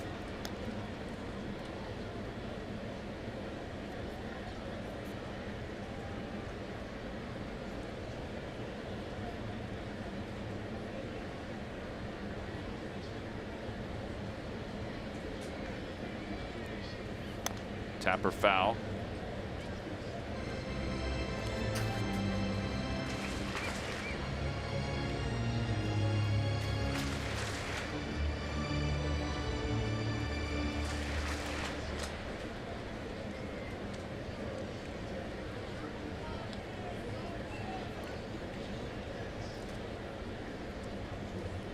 Pace of play's good. Yeah. Can you imagine if he hit 4th for us with him and Odubel? That inning alone would take 45 minutes. We would take the 29 RBIs though. Yeah, well, yeah. I mean, we wouldn't take him at first base, but take his bat. We've heard from several people in the press box about Odubel and how long he takes, and I've responded with, well, what about Martinez, or what about the manager? Swing and a miss and a changeup. 6 strikeouts for Aaron Nola, and it's a 1-2-3 5th inning. 2-1 Cardinals as we go to the 6th.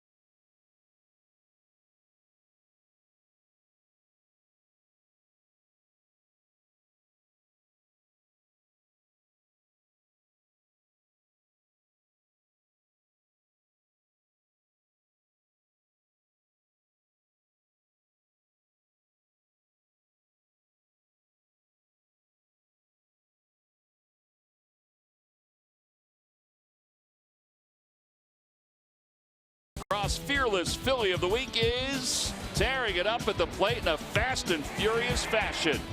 Halfway through the month of May, Herrera has been hovering around the top of the Major League Baseball batting chase. In the NL, he's among the league leaders in on-base percentage, slugging, and OPS.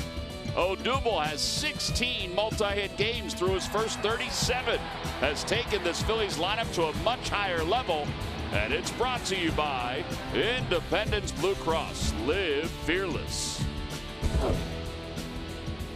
Well, Odubel still has not gotten on base yet today. Hopefully he'll be able to extend that streak at some point this afternoon. Aaron Nola leads off the top of the 6th inning, down 2-1, and 1 ball, no strikes. By the way, Aaron's given up 2 runs today, and the official score has awarded both of those runs earned against Aaron Nola.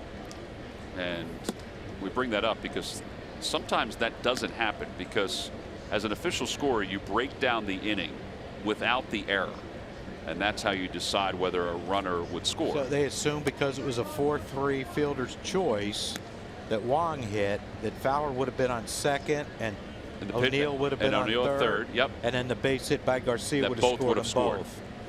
Do they take into account that they might not have been playing the infield in? Correct. That's why normally, and this is from a scoring standpoint, the benefit goes to the pitcher, because you don't know if the infield is in. You don't know if the base runner gets a good read off second base as Nola fouls it off. And you don't know, I mean, let's face it, Fowler's really quick. Yeah. So he would normally score on a base hit to center field, but you can't assume that he's not going to fall going around the third base bag, all those things. Yeah, but if the infield is back, could Cesar have dove and kept the ball in front of him? Maybe. You know, it's a whole swing and a miss. I don't know. Nola strikes out, 9 strikeouts for Flaherty, so he's establishing some career highs here this afternoon. Kid's a nice pitcher. Yeah, he's got a good idea, and you know, he is mixing up his pitches well. The thing you like about it is he's pitching to both sides of the plate. He's not just you know, some young kids come up and they just, you know, they stay outside and they're afraid to come in, but this kid knows how to come in with effect, and then come in for a strike when he needs it.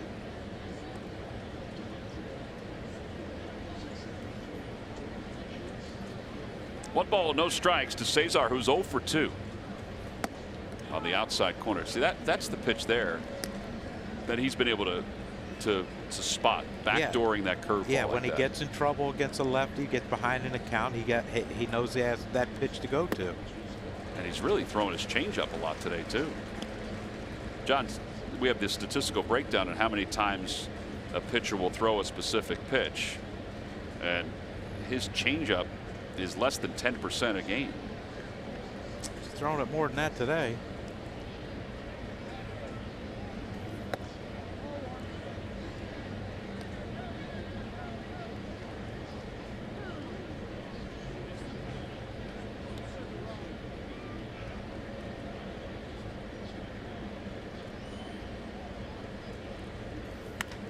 Down the right field line, foul.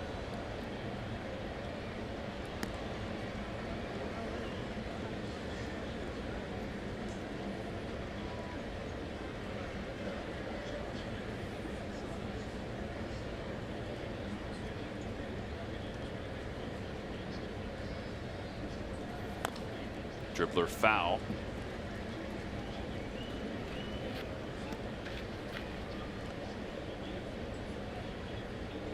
You wonder how much longer Mike Matheny can go with him. 86 pitches already. Well, not already. It's the 6th inning, but see some little bit of action in the Cardinals bullpen. Guys running and stretching, and this is uncharted territory for him. Well, he's got 1 out here in the 6th. He went 5 2/3 last time, but has not pitched 6. And you know how Mike Matheny seems to manage his rotation. Yeah, well, let's hope he don't get 6 in today. Swing and a miss. 10 strikeouts this afternoon for the 22-year-old from Westlake, California.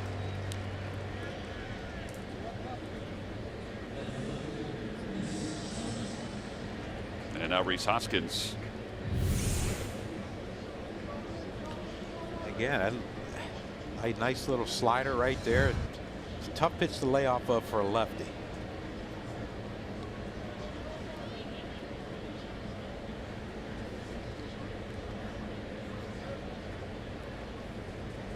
Hoskins has the only hit, and he provided the only run.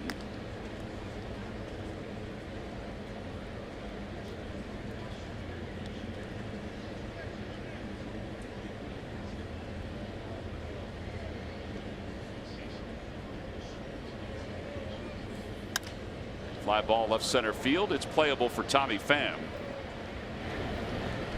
And another easy inning for the Cardinals right-hander. He has retired 7 straight. We go to the bottom of the 6th inning, 2-1 game.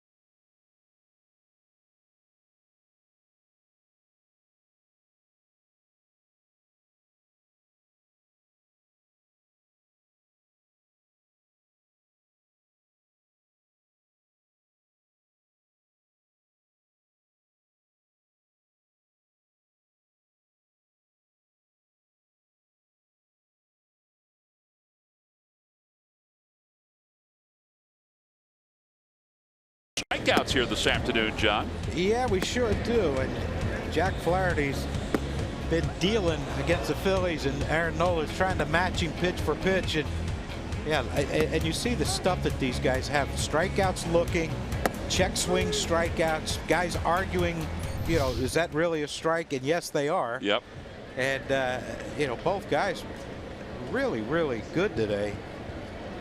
You know, Aaron gave up the 2 earned runs, but that was helped out by an error by Carlos Santana at first base. Otherwise, this would probably be a 1-1 game. He starts the home 6th with a swing and a miss from Tyler O'Neill.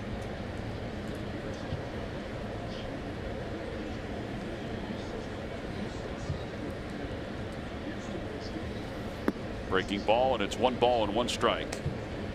O'Neill singled his last time up and scored 1 of the 2 runs.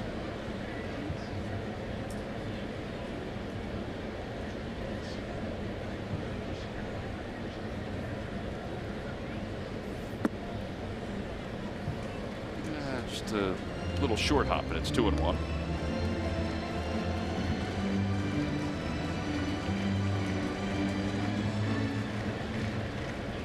St. Louis has hit over 300 in this series, which has raised their batting average, their team batting average, from the lowest in baseball, which is where it was at the start of the series, to the 9th lowest. They've raised it 30 points. And a curveball, a front door curveball. Yeah, it's a tough one. You know, the only place you could hit that's foul. Yeah.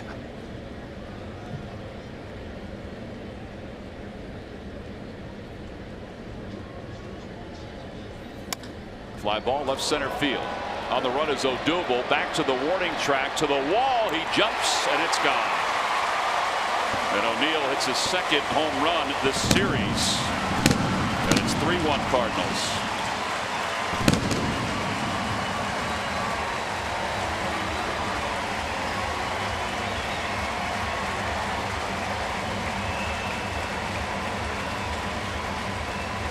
That's a nice easy swing. It's a pretty strong young man. And, guess that's a horse race. I don't know, but Yeah, I don't know. yeah, he threw him a breaking ball. You said at the front door breaking ball. It looked like he tried to come back with a changeup. Yep. In. And now Fowler, who walked his last time.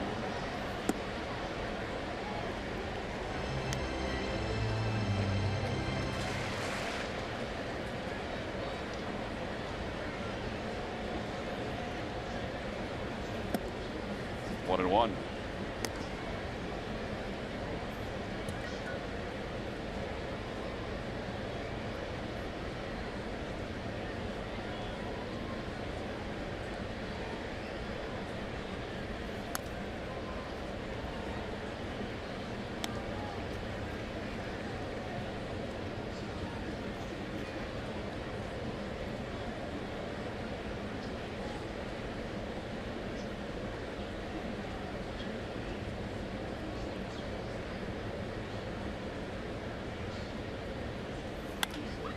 Through the shift, flagged down by Cesar, and he won't get it there. He'll get it to the catcher, but he won't get it to the first baseman.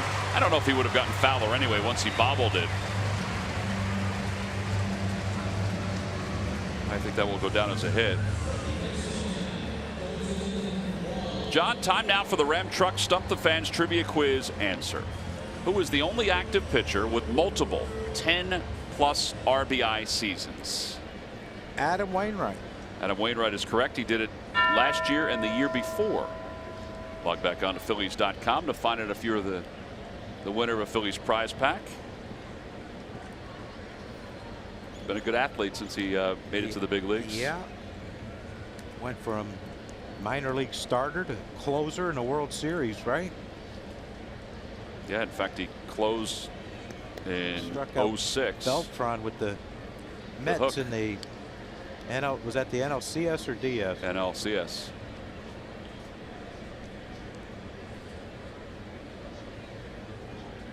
Fowler gets back.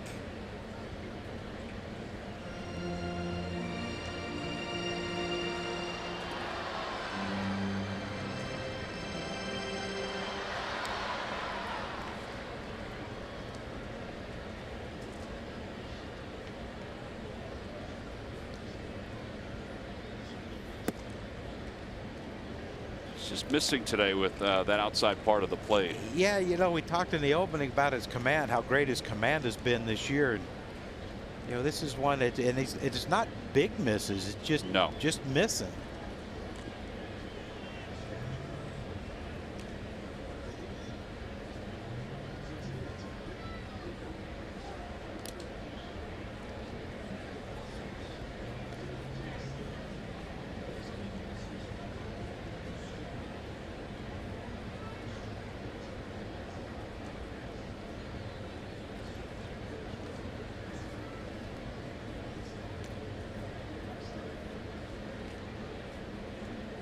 There goes Fowler.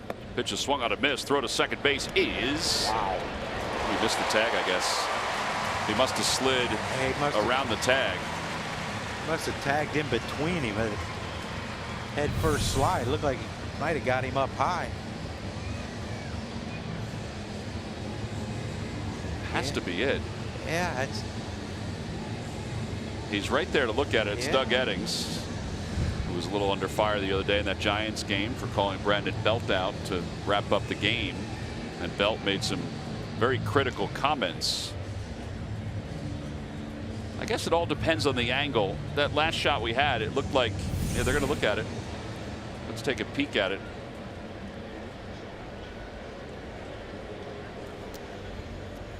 That's something I'll just never understand. What's that, John?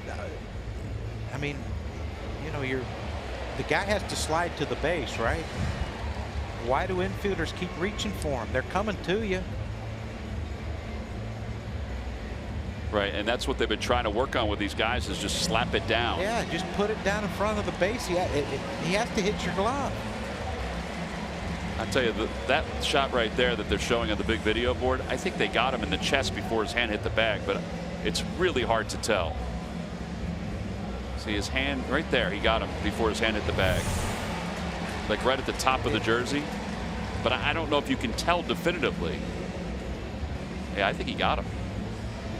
I could be way off with what I'm seeing. I don't know. I still can't tell. See, wait, right? Not there. Right there. With his hand before the bag.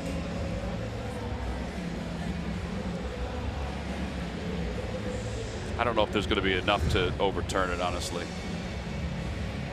I think that's what we're looking at in this spot. Either way, it was a great throw by Alfaro. Yeah, and he's been throwing so well. That's why it's such a great weapon to have.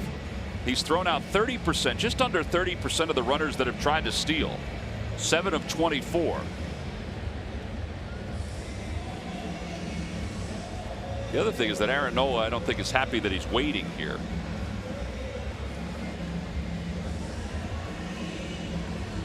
Well, they are taking a long look.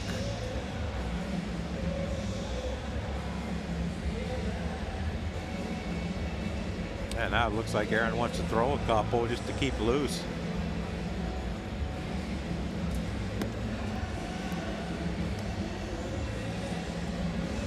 Larry Vanover's to the right. Doug Eddings is to the left. Larry is the crew chief. You saw Doug signal to Kingery that he tagged him high, but it still looked like he got him before the hand was on the bag. But at this point, they'll do a better job than I will. Yeah, I don't think there's enough to overturn it. I thought he got him. I really did.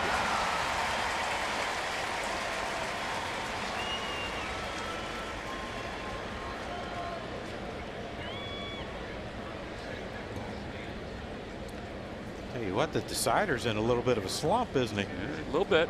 It's all right. He'll rebound. Yeah, he will. There's ebbs and flows to every season, even for the video replay. 2 minutes and 24 seconds, the time of review, as Wong bunts back toward the mound. Look at the out at first. 1-4 on the sack.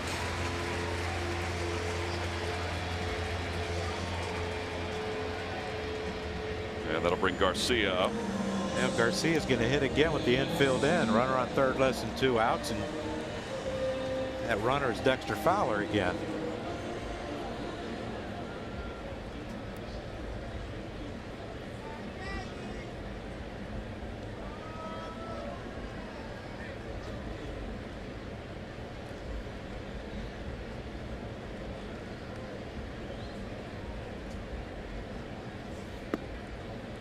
One ball and no strikes.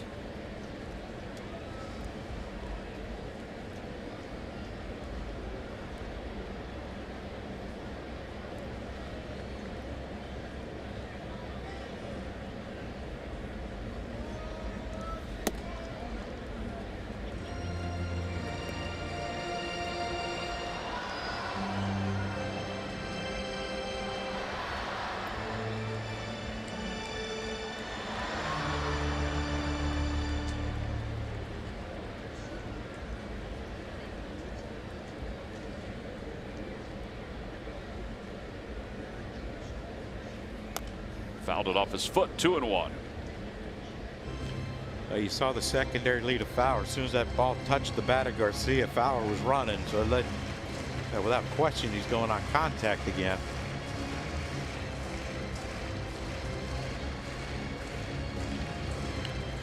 And they got someone warming up in their bullpen, because I'm sure that's a way of trying to let Gabe Kapler know that we might pinch hit for our pitcher.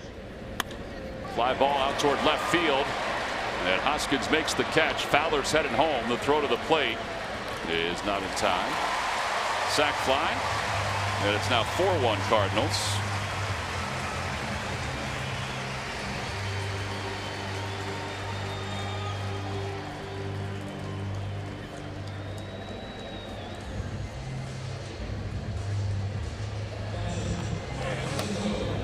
Francisco Pena will be the hitter.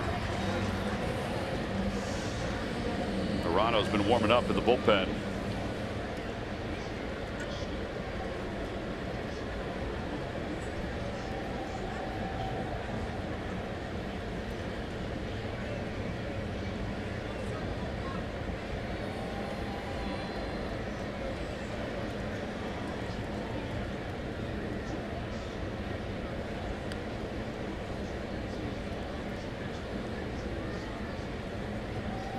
Curveball, and it's 0-1.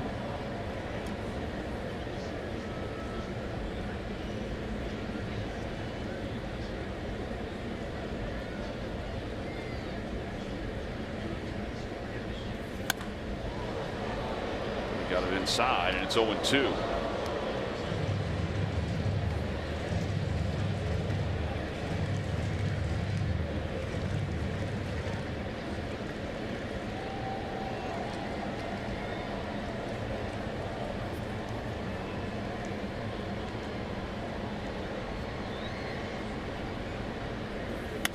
Over to third, caught by Franco.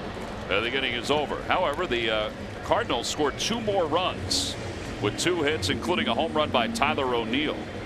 They will go on to the 7th inning. The Phils down 4-1 to the Cardinals.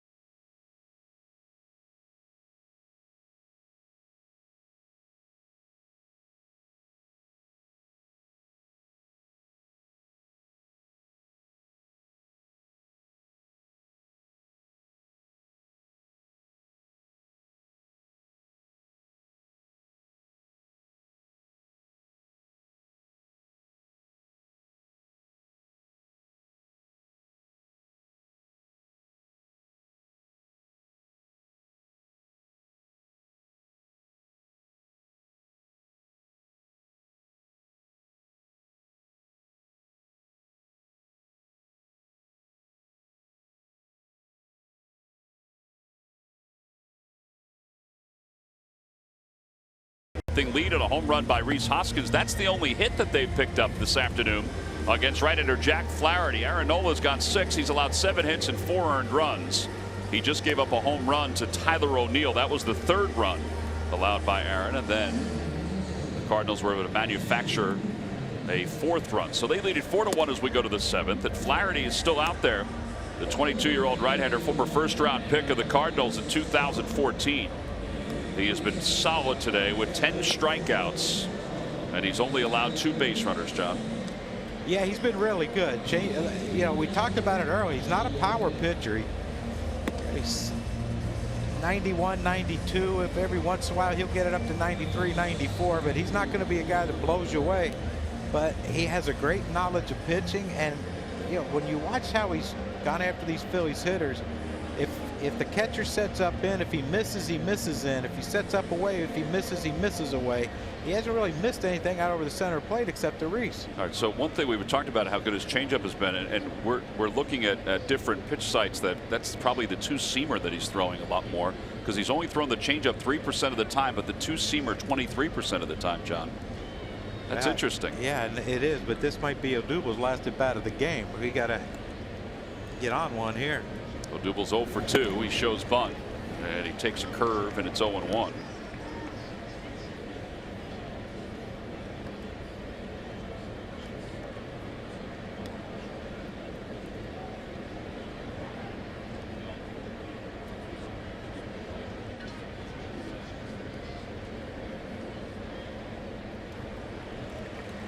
One pitch in the dirt, 1 ball and 1 strike.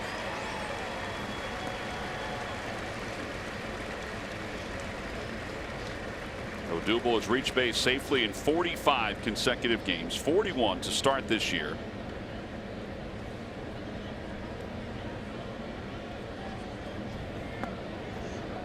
One and 2. Curveball's getting a lot of the plate. It's just finishing low, it seems. But he's got command of it. Yeah, well, he's got command of everything. We got 1 darn hit. Yep. I think Hunter Wendelstedt is hearing it from the Phillies dugout.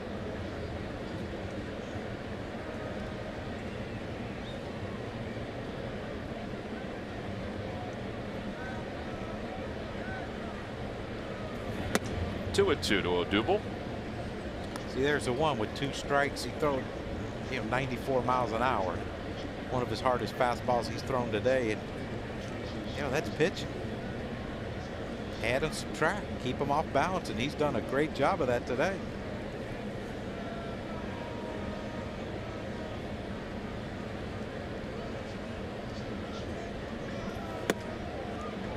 Three balls and 2 strikes.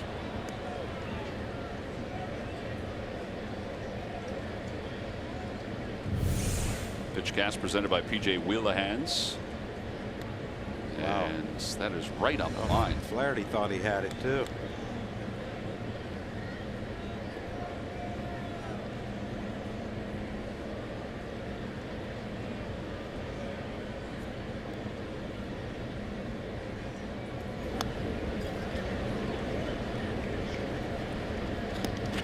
Now what is that?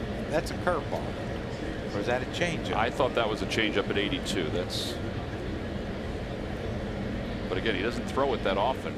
3% is around the territory. I think sometimes today some of his 2-seamers. That looks like a slider. Yeah. We can't even tell what they are. How do you think the hitters feel? 3 balls and 2 strikes to Herrera. And he loops that one down the left field line. And it'll go foul. A nice grab.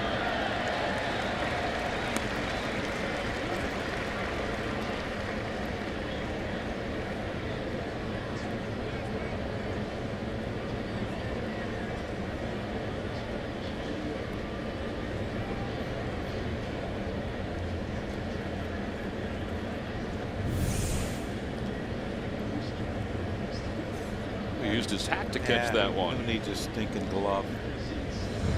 This will be the 8th pitch of the at bat to Herrera. And a foul tip hung on to by Pena. 11 strikeouts for Flaherty. And hopefully Odubel will get up one more time. 4-1 lead, 3-2 count. Guys trying to extend an on-base streak, and you got to give him credit. He challenged him. Odubel is now 0 for 3. 11 strikeouts for Flaherty.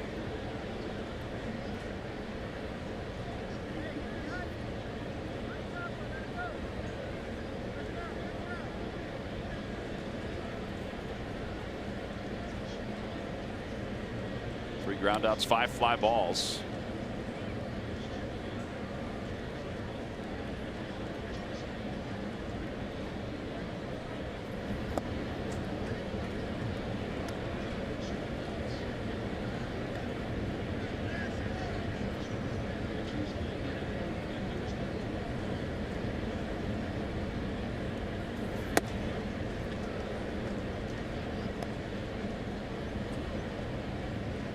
He's reached 100 pitches. Man, we need base runners. 2-0. You don't want him to take, but you want to make sure he swings at a good pitch.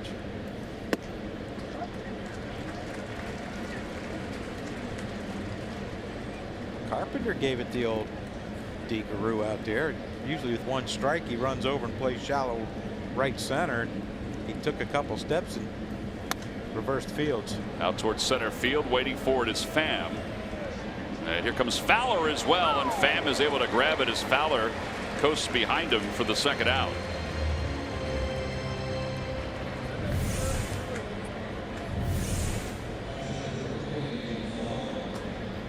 Looked like he said, "I got you." Wow, that was almost a big-time collision. So 9 straight retired since the walk in the 4th inning. Only 2 base runners for the Phillies this afternoon. And Cardinals begin bullpen action.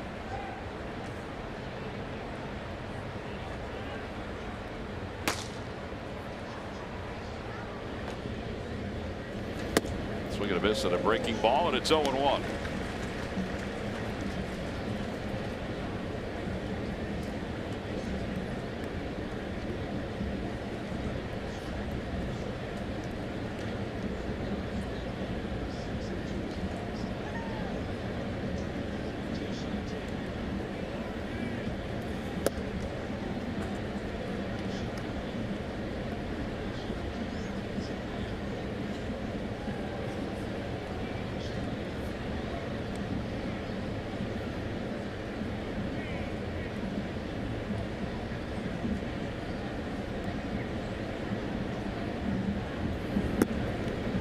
3 straight breaking balls to Jorge Alfaro. Struck him out a couple times on it today. He figures we'll just keep featuring it. Now what do you do? I figure he has to come in with a fastball. You would think 4-1 lead. 2 outs. Nope. Fly ball out to left field though. And it's O'Neill to make the catch. 7 innings this afternoon of 1 hit, 1 run baseball for Jack Flaherty. Time to stretch here at St. Louis.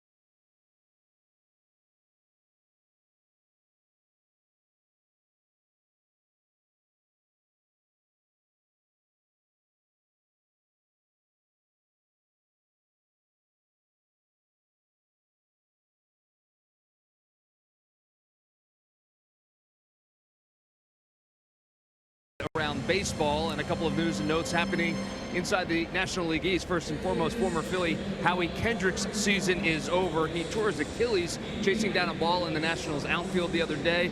Once he got back up, he realized it was torn, went back down. His season is over. That's a big loss for them, but they do promote Juan Soto, the 19-year-old, and their number 2 prospect in their system has been promoted to the big leagues, so he'll get a chance to play up here. Jose Bautista is no longer with the Atlanta Braves. That experiment is over. He struggled when he was back up in the big leagues, batting just .143.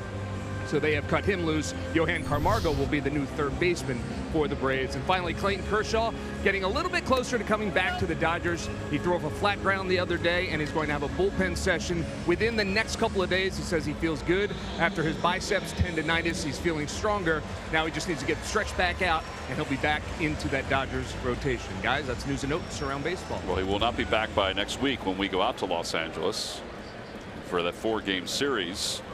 How about the Nationals bringing up a 19-year-old? You know, he's hit double-digit home runs in 3 different levels this year already. It's incredible. As Arano is greeted with a ground ball to second, backhanded by Cesar, and Flaherty is retired. Well, Arano last pitched on the 28th of April against the Atlanta Braves. He had a strain to his rotator cuff. Made 1 rehab assignment. When you hear rotator cuff, you get scared. I mean, you really do. But what Rick Kranitz was explaining was that it was in the back of the shoulder, and it was just some tendonitis. He just felt tightness there, so they felt like it was better to shut him down and get him some treatment. He was very good for the Phillies before he went on the DL. Another one of those bright spots out of the Phillies bullpen. Well, he throws strikes. Swing and a miss. Speaking of strikes, he just struck out Tommy Pham, and quickly 2 outs here in the home 7th. Aaron Nola today, 6 innings, 7 hits, 4 earned runs, 1 walk, and 6 strikeouts. Aaron's earned run average went from 1.99 and 2.37. And I think John said it best. He was just missing, not wide, but just a hair off the strike zone today with some of those pitches. Yeah, he was there. Made a couple mistakes and give the Cardinals credit. Everyone says, oh, they hit mistakes, but you can miss mistakes too. Give them credit. 1 ball and no strikes. Michael over toward the Phillies dugout. And out of room. But, they manufactured. Garcia's driven in 2 runs with the infield in, runner on third, less than 2 out. So, Colton Wong bunted Fowler to third. So Fowler stole a bag. Yeah, he stole a base, and then Colton Wong bunted him over. They're doing, and I think that's why you have to approach really, really good pitchers like an Aaron Nola, Clayton Kershaw. If you get someone on, you got to move them. Carpenter out towards center field. Odubel on the run. That's going to drop for a hit. So Carpenter will pick up his 3rd hit of the day. He's trying for his 2nd double of the day, and he's going to get it.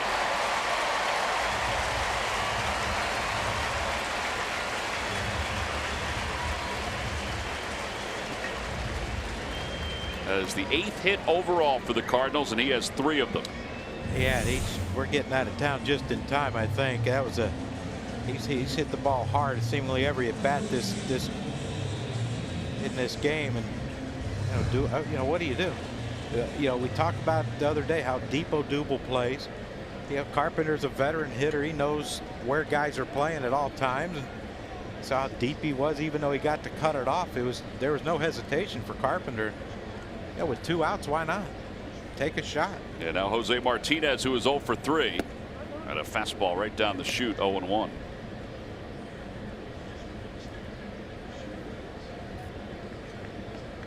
Phil, starters in this series allowed 8 earned runs in 19 2/3 innings of work. They had come into this ball game with a 9-2 record in the month of May, 10 quality starts, a 9-2 record with a 2.03 earned run average. Not a high slugging percentage against in the month, 3rd lowest in the NL. OPS was the 3rd lowest in the NL. All good numbers. And now the 0-2 pitch coming to Martinez. And he stays alive. Did they just discard that rule of not being able to step out of the box? Yes, but it's still there. They haven't. They just aren't enforcing it the way I think people anticipated. Then why have it?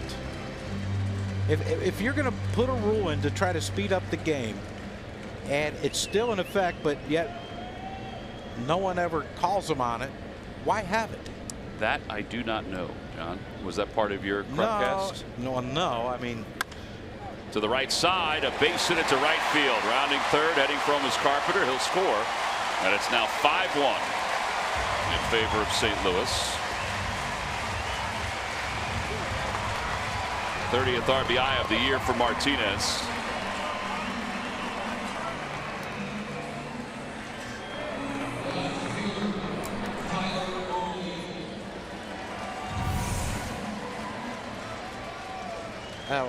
We talked about his ability to hit the ball at all fields, and that's just a pitch away that he's so long he can just reach out there and flick that thing into right field.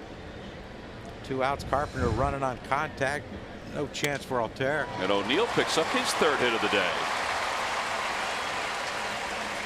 But he is short to the baseball.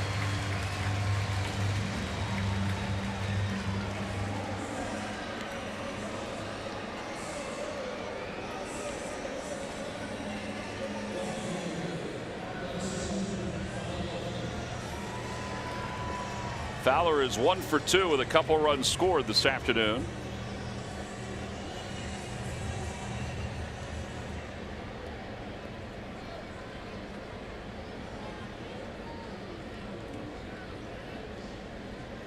Gabe Kapler, Rick Kranich chatting about who's going to be up next.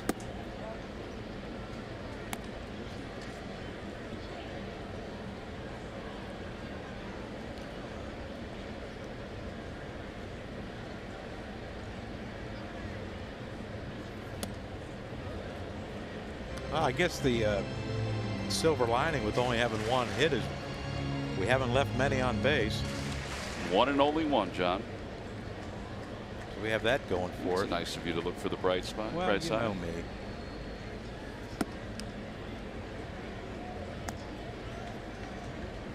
Always looking for the good and everything. So then you're not running a frustration of, man, we've got all these guys on, just not scoring. Yeah. Yeah.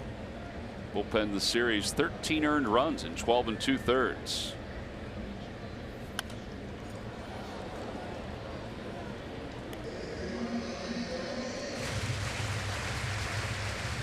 The power suggestion.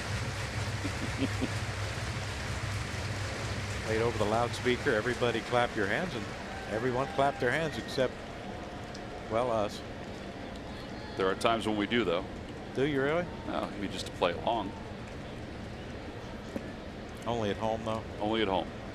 Do they do that at Citizens Bank? I don't recall. I mean, they put different messages up on the board, but nothing through the effects of the scoreboard like that. Remember Montreal? They used to make noise. They would make noise. English, and then they'd have it in French, and they'd clap, and as soon as the sign went off, stopped. Pulled foul. It remains 3-2. Runners will head back.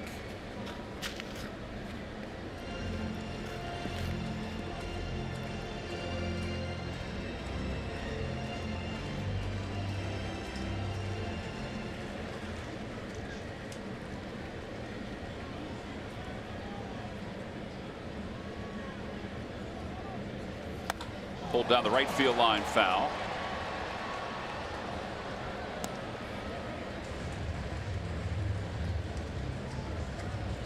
Yeah, the runners will head back again. Well, maybe we're wearing a couple of them down. Yeah, we tried that with Flaherty, remember? Didn't work. Did not. But he's still in the game. You never know.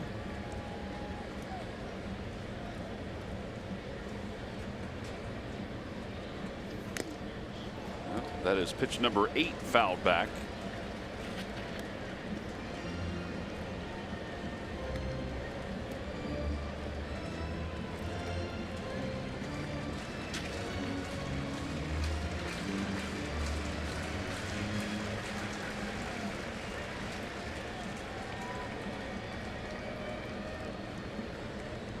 Runners go again.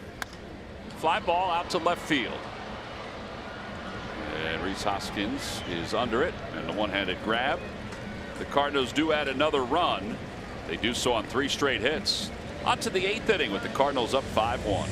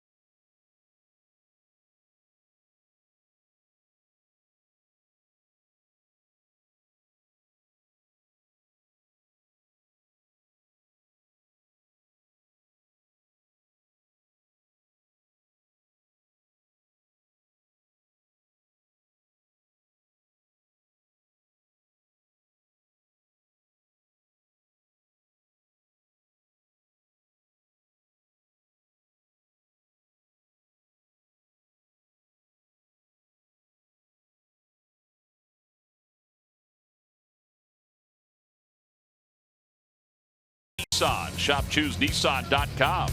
And by W.B. Mason. Who bought W.B. Mason for fast, free delivery? Nobody does it better. Phillies trail at 5-1. They've managed just 1 hit today. It was a home run by Rhys Hoskins. Our Hyundai defensive play of the game is a not so sharp defensive play. Yeah, it's Cesar trying to turn the double play, gets the tag, or doesn't get the tag. He throws to first. Thought maybe he'd get Fowler going to second base by making him stop and back up. And Carlos threw the ball off balance, threw it on the run. He bounced it past Kingery, and O'Neill comes in to score. And that's our Hyundai defensive play of the game, brought to you by your local Hyundai dealers. Matt Carpenter moves from third to first, and Jed Jerko, you just saw, is over at third base for the Cardinals as Jack Flaherty continues into the 8th inning. Yeah, if it ain't broke, don't fix it, I guess. He's retired 10 straight. We need to get 1 or 2 on and get at least 1 on. Try to get Odubel up again. And a line drive base hit for Altair. Well, that is just the second hit for the Phillies. And Michael Franco is due up.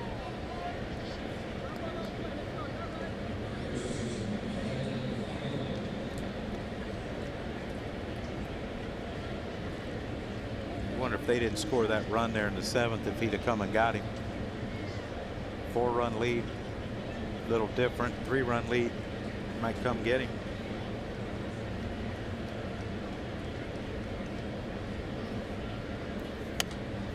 Popped up foul out of play.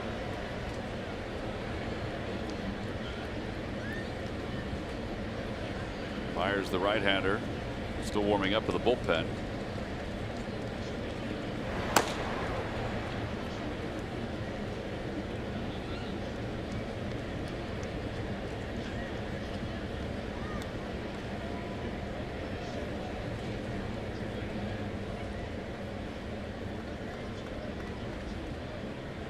Short lead for Altair.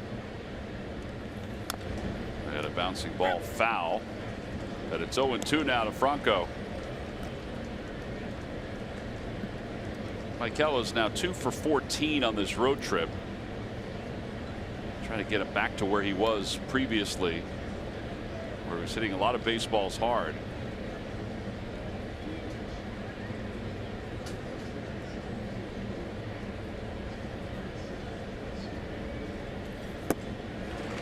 Time he flails at a breaking ball. 12 strikeouts for Flaherty. Well, there is still time to bring your group to the ballpark. Groups of 25 or more receive a discount on tickets, and they also can have their group's name in lights before and during the game. There are plenty of group party areas available in our all new, beautifully renovated Bill Giles Suites. For information or to order your tickets, go to Phillies.com/group tickets. And you can call 215-463-5000. And now Scott Kingery.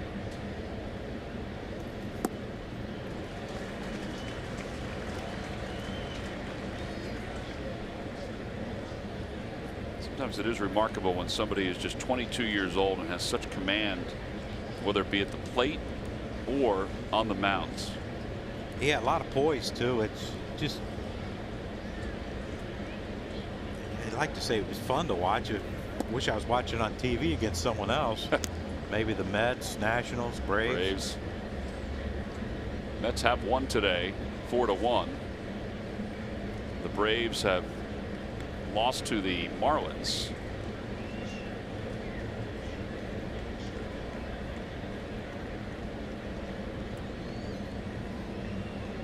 One ball and one strike to Kingery.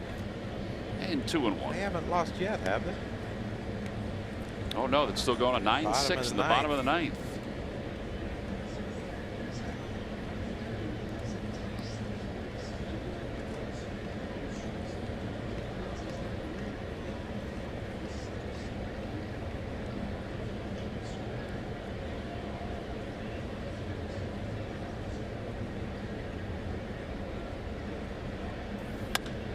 Two and two, ground ball foul. Barring a double play here by Kingery, Odubel will get another at bat, unless they pick off Aaron or catch him stealing, which I think if that happens, he should just run right out into the right field tunnel and go home.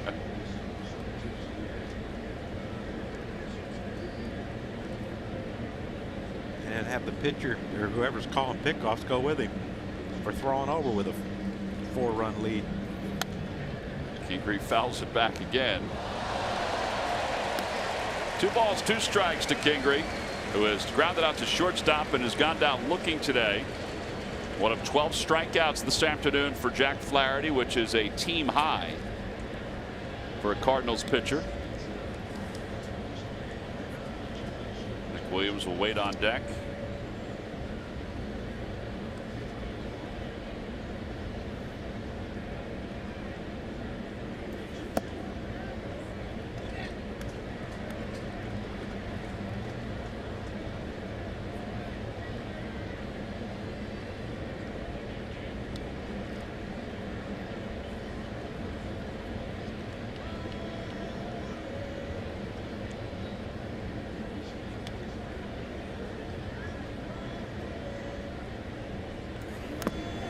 Foul ball. It remains 3-2. Maybe a bit frustrated that he didn't hang on to that.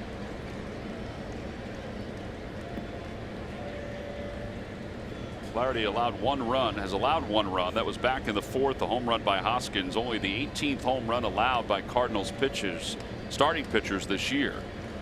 It is the lowest total in baseball. 3 balls, 2 strikes, 1 out. As Kingery waits. This time Pena hangs on. That's strikeout number 13.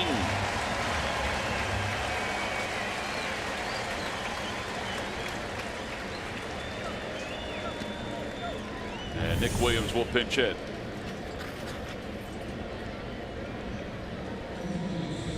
Well, he's used his secondary pitches so well this afternoon. Yeah, he's been really good. And, you know, this is one of those, if you're on the other side, it's not over yet, but you know, you got to tip your hat to him because this man was really good.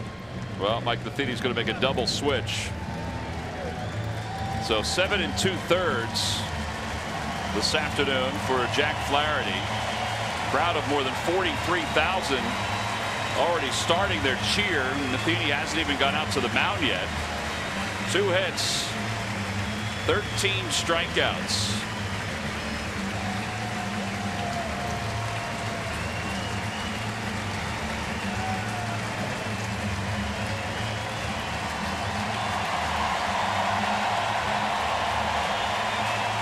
That's a nice round of applause. We got a pitching change. Well deserved. Yep. We'll be back right after this.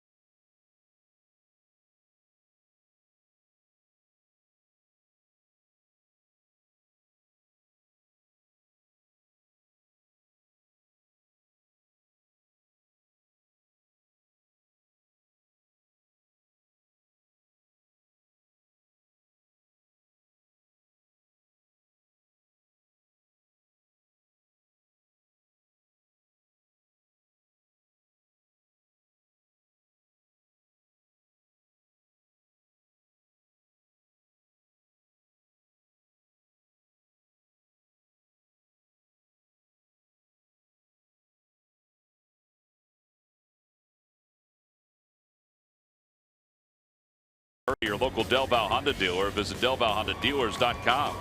And by Geico, 15 minutes could save you 15% or more on car insurance. Well, Flaherty's day is done. He'll leave with a 5-1 lead. Adam Wainwright, Michael Wacha, both coming over to congratulate him. Nick Williams will pinch hit against Jordan Hicks.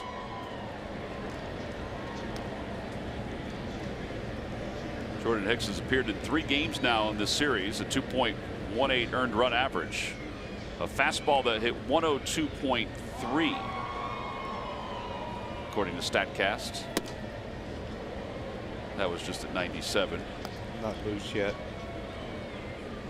I think it shows you what kind of teammate Adam Wainwright is. For the first guy at the step waiting for Flaherty to come out with a big hug.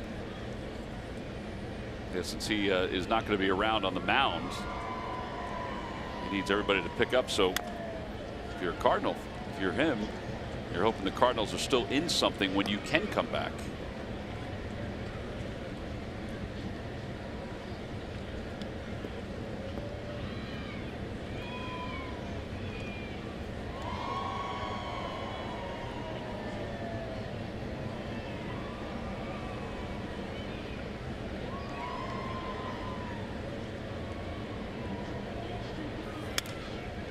Fouls a 100-mile-an-hour fastball, and it's 2-2.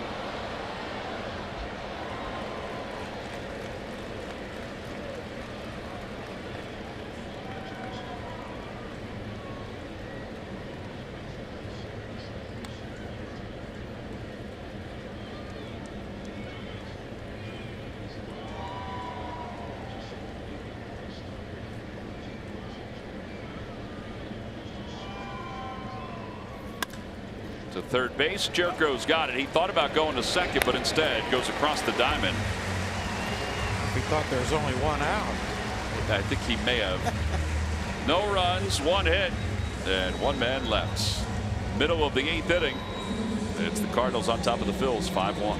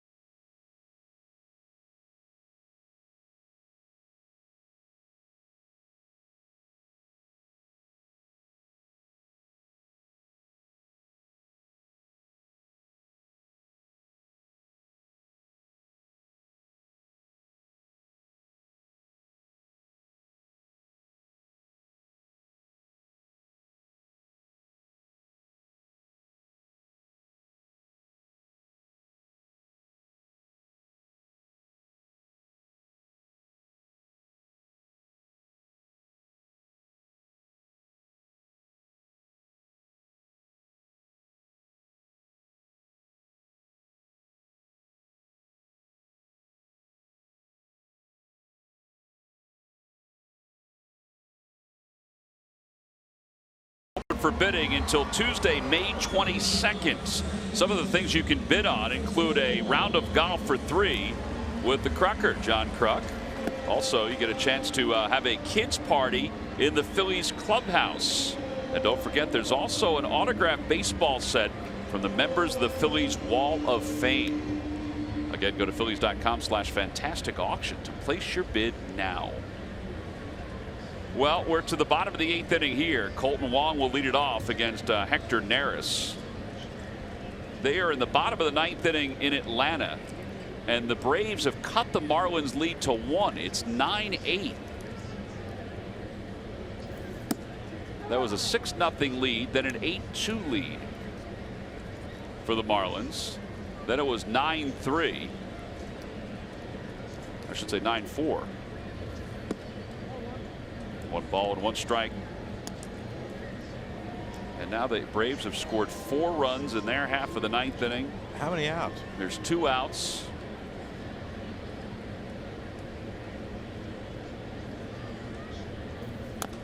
A bouncing ball foul, and it's 1-2. They hit a home run in the 9th? No. Rojas hit his second home run. That was for the Marlins to give them an extra run.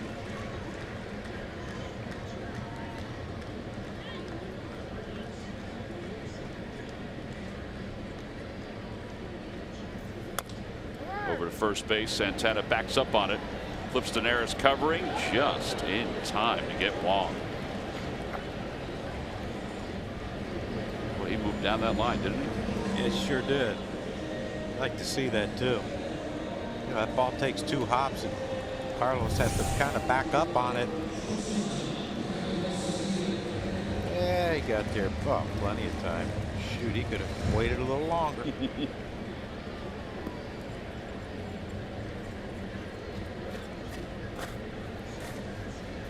Greg Garcia's had a hand in today's ball game. That one's back over the mound. Kingery behind the bag. And 2 outs. Every time a Phillies pitcher records a pitch of 95 miles per hour or more, Comcast will make a contribution to Phillies charities. Phillies baseball is brought to you by Xfinity, the fastest internet in Philadelphia.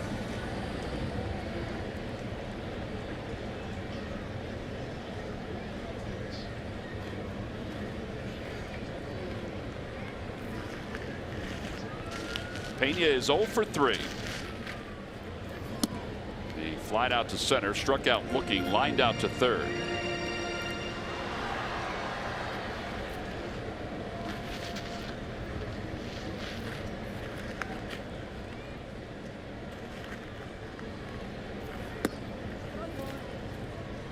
For the Phillies in their half of the 9th inning, it'll be the top of the order: Hernandez, Hoskins, and Herrera.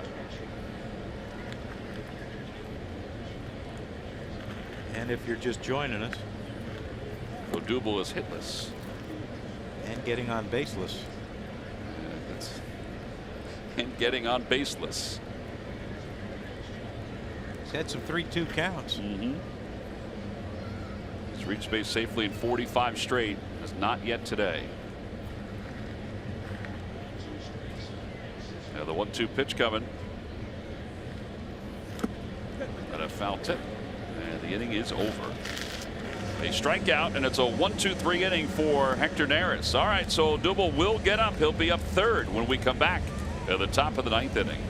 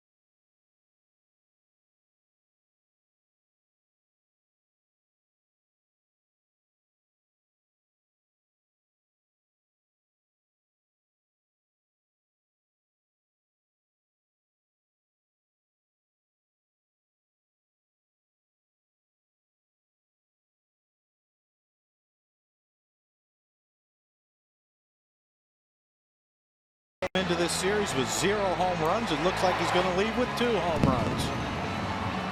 And we got him hot in this series, and thank goodness we're leaving. We're not have to see him for a while, but that's our W.B. Mason delivery of the game. And by the way, John, the storyline today is the Phillies are trailing at 5-1. It's getting worse because the Braves have erased an 8-2 deficit and have won against the Marlins 10-9. Never over to the 3rd out's made. That right, is 27 incredible. down. So right now the lead is 1 for the Braves in the division. Cesar takes a strike. It's 1 ball and 1 strike.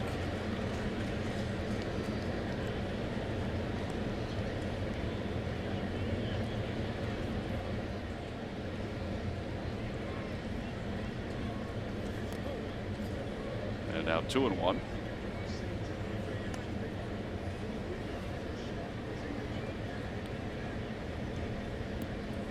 Well, the Cardinals bullpen has been as rocky as the Phillies bullpen in this series. 9 earned runs in 10 innings of work. 2 balls and 1 strike to Cesar. And 2-2.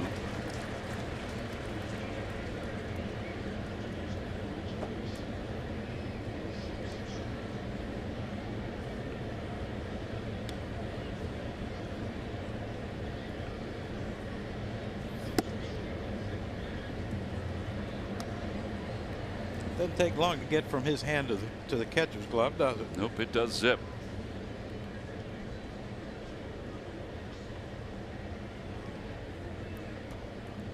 Three balls, 2 strikes to Hernandez. And he fouls it back.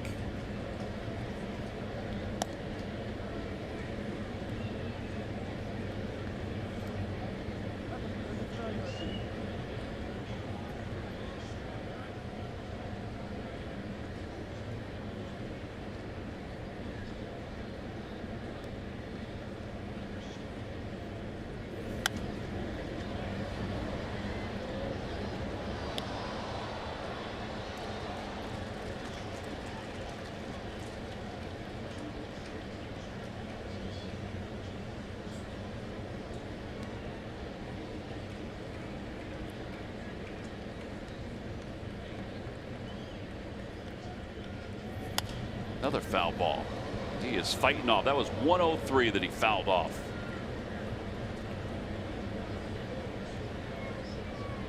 Jack Flaherty went 7 2/3 today. 2 hits, 13 strikeouts. And he's waiting to see if he will pick up the victory. It would be his first major league win.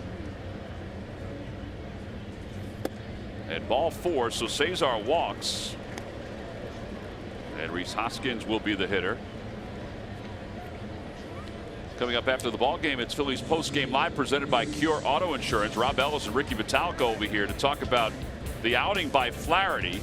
They'll also discuss Odubel and his on-base streak, and hopefully they'll be able to discuss that in advance to 46 consecutive games. Talking about Nola as well. All that and more coming up on Cure Auto Insurance presents Phillies Postgame Live. Hoskins is 1 for 3. He has one of the 2 hits this afternoon for the Phils. And he hits that one toward the hole. Backhanded by Garcia. Gets 1 and 2. Well, that was a very nice play. A 6-4-3 double play.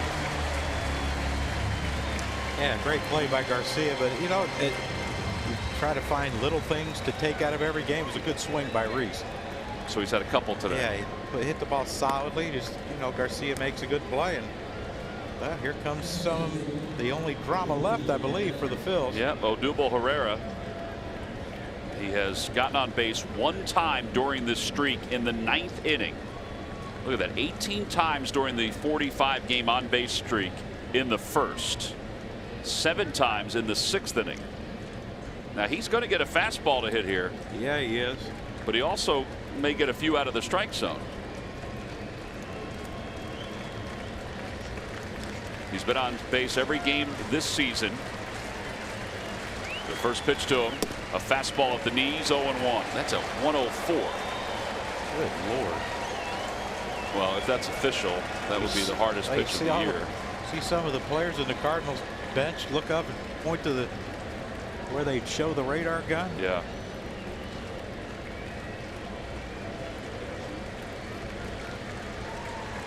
No balls and 1 strike. Way outside. 105. That's crazy.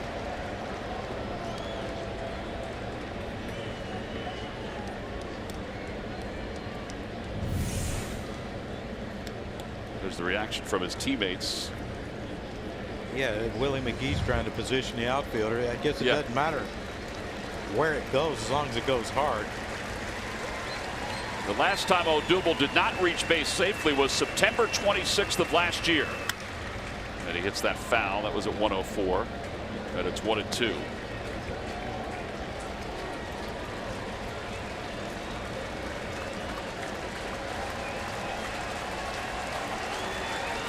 where you got to hope that he doesn't try to. I think he tried to throw one to Cesar, breaking ball, and it bounced. Where Odubel, you got to gear up for that 105 and hope you can lay off the breaking ball low. One ball. He ain't fooling with the breaking ball. 1 ball and 2 strikes. And he sprays it foul. 105 again.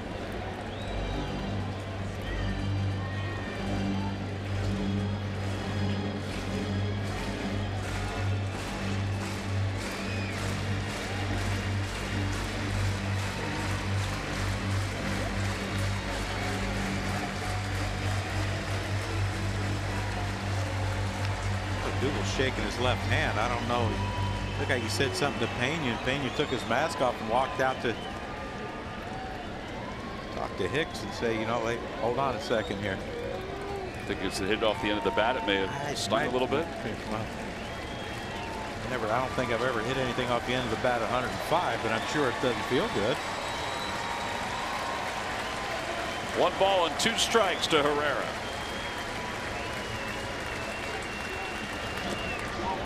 Check swing. Did he go? Yes, he did. Herrera's heading over to first base. Pena's throw to first base is high. Odubel is on base.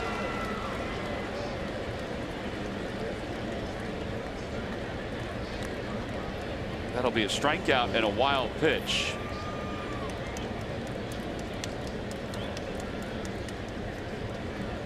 Unfortunately for Odubel, that doesn't count toward the on base streak.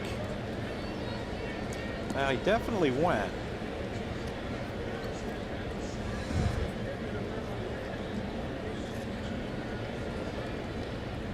So he is on base, but it's a strikeout and a wild pitch that allowed him to get on base. And here is Carlos Santana, who is 0 for 2. And he takes inside. 1 ball and no strikes. And now a meeting at the mounds.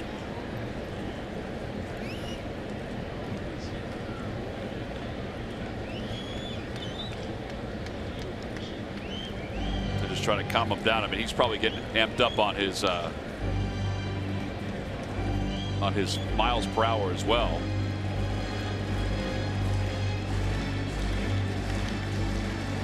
Needed 3 psychiatrists to come in and talk to him. I don't know. Apparently they don't have that program at TCU because Matt Carpenter didn't come in.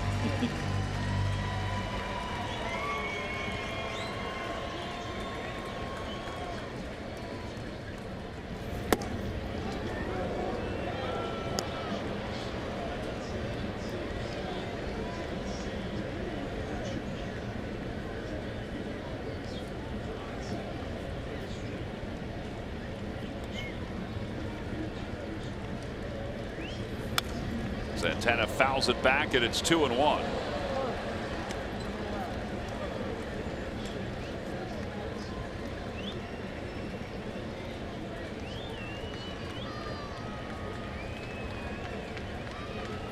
And Jorge Alfaro will wait on deck.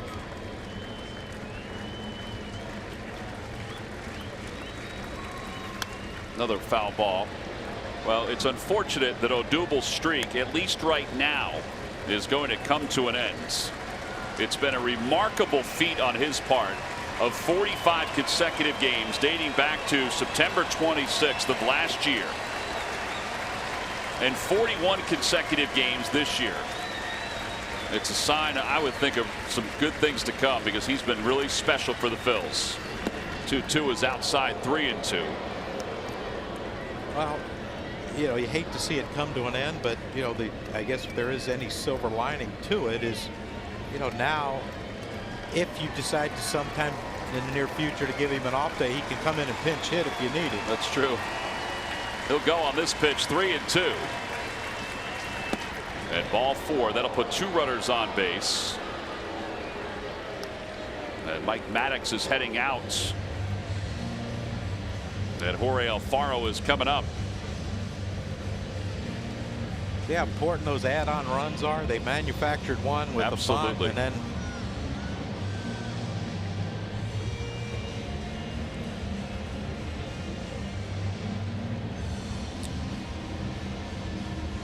All right, so this is another meeting on the mound, the second one. Well, if they get to 6 meetings on the mound, this game's going extras, and we're going to tie it up. I like that, John.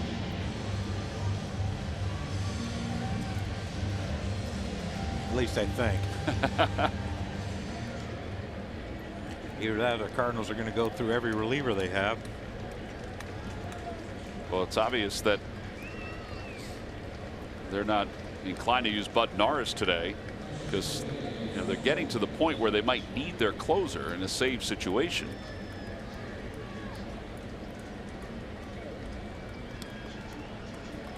Here's Alfaro. Look, they're at that point. And Alfaro swings at a slider. And it's 0-1. I'm not sure that's fair in this game. I guess that's what Mike Maddox told him to do. Get him off the fastball. Yeah, well. Or get yourself off the fastball. Yeah, and it could be throw a slider because, you really have to pull down on the slider and keep the ball down. And, you saw his misses to Carlos. Most of them were up to walking. Bouncer over the mounds. Wong gets it, throws off balance in time, and the ball game is over. The Cardinals take game 4 by a final score of 5-1 behind the pitching of Jack Flaherty. Odubel Herrera's on-base streak comes to an end at 45 consecutive games. An incredible feat, the 4th longest feat in Phillies history. And 41 consecutive games to start the season.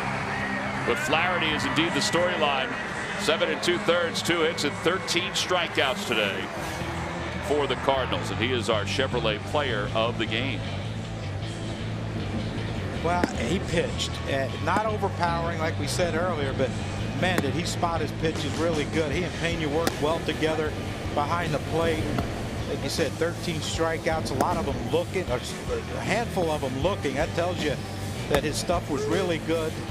The one mistake he made to Reese, and Reese hit a home run, but other than that, he pitched when he, like I said, during the game, when he had to throw in, if he missed in. If he threw away and he missed away. He didn't throw anything over the center of the plate.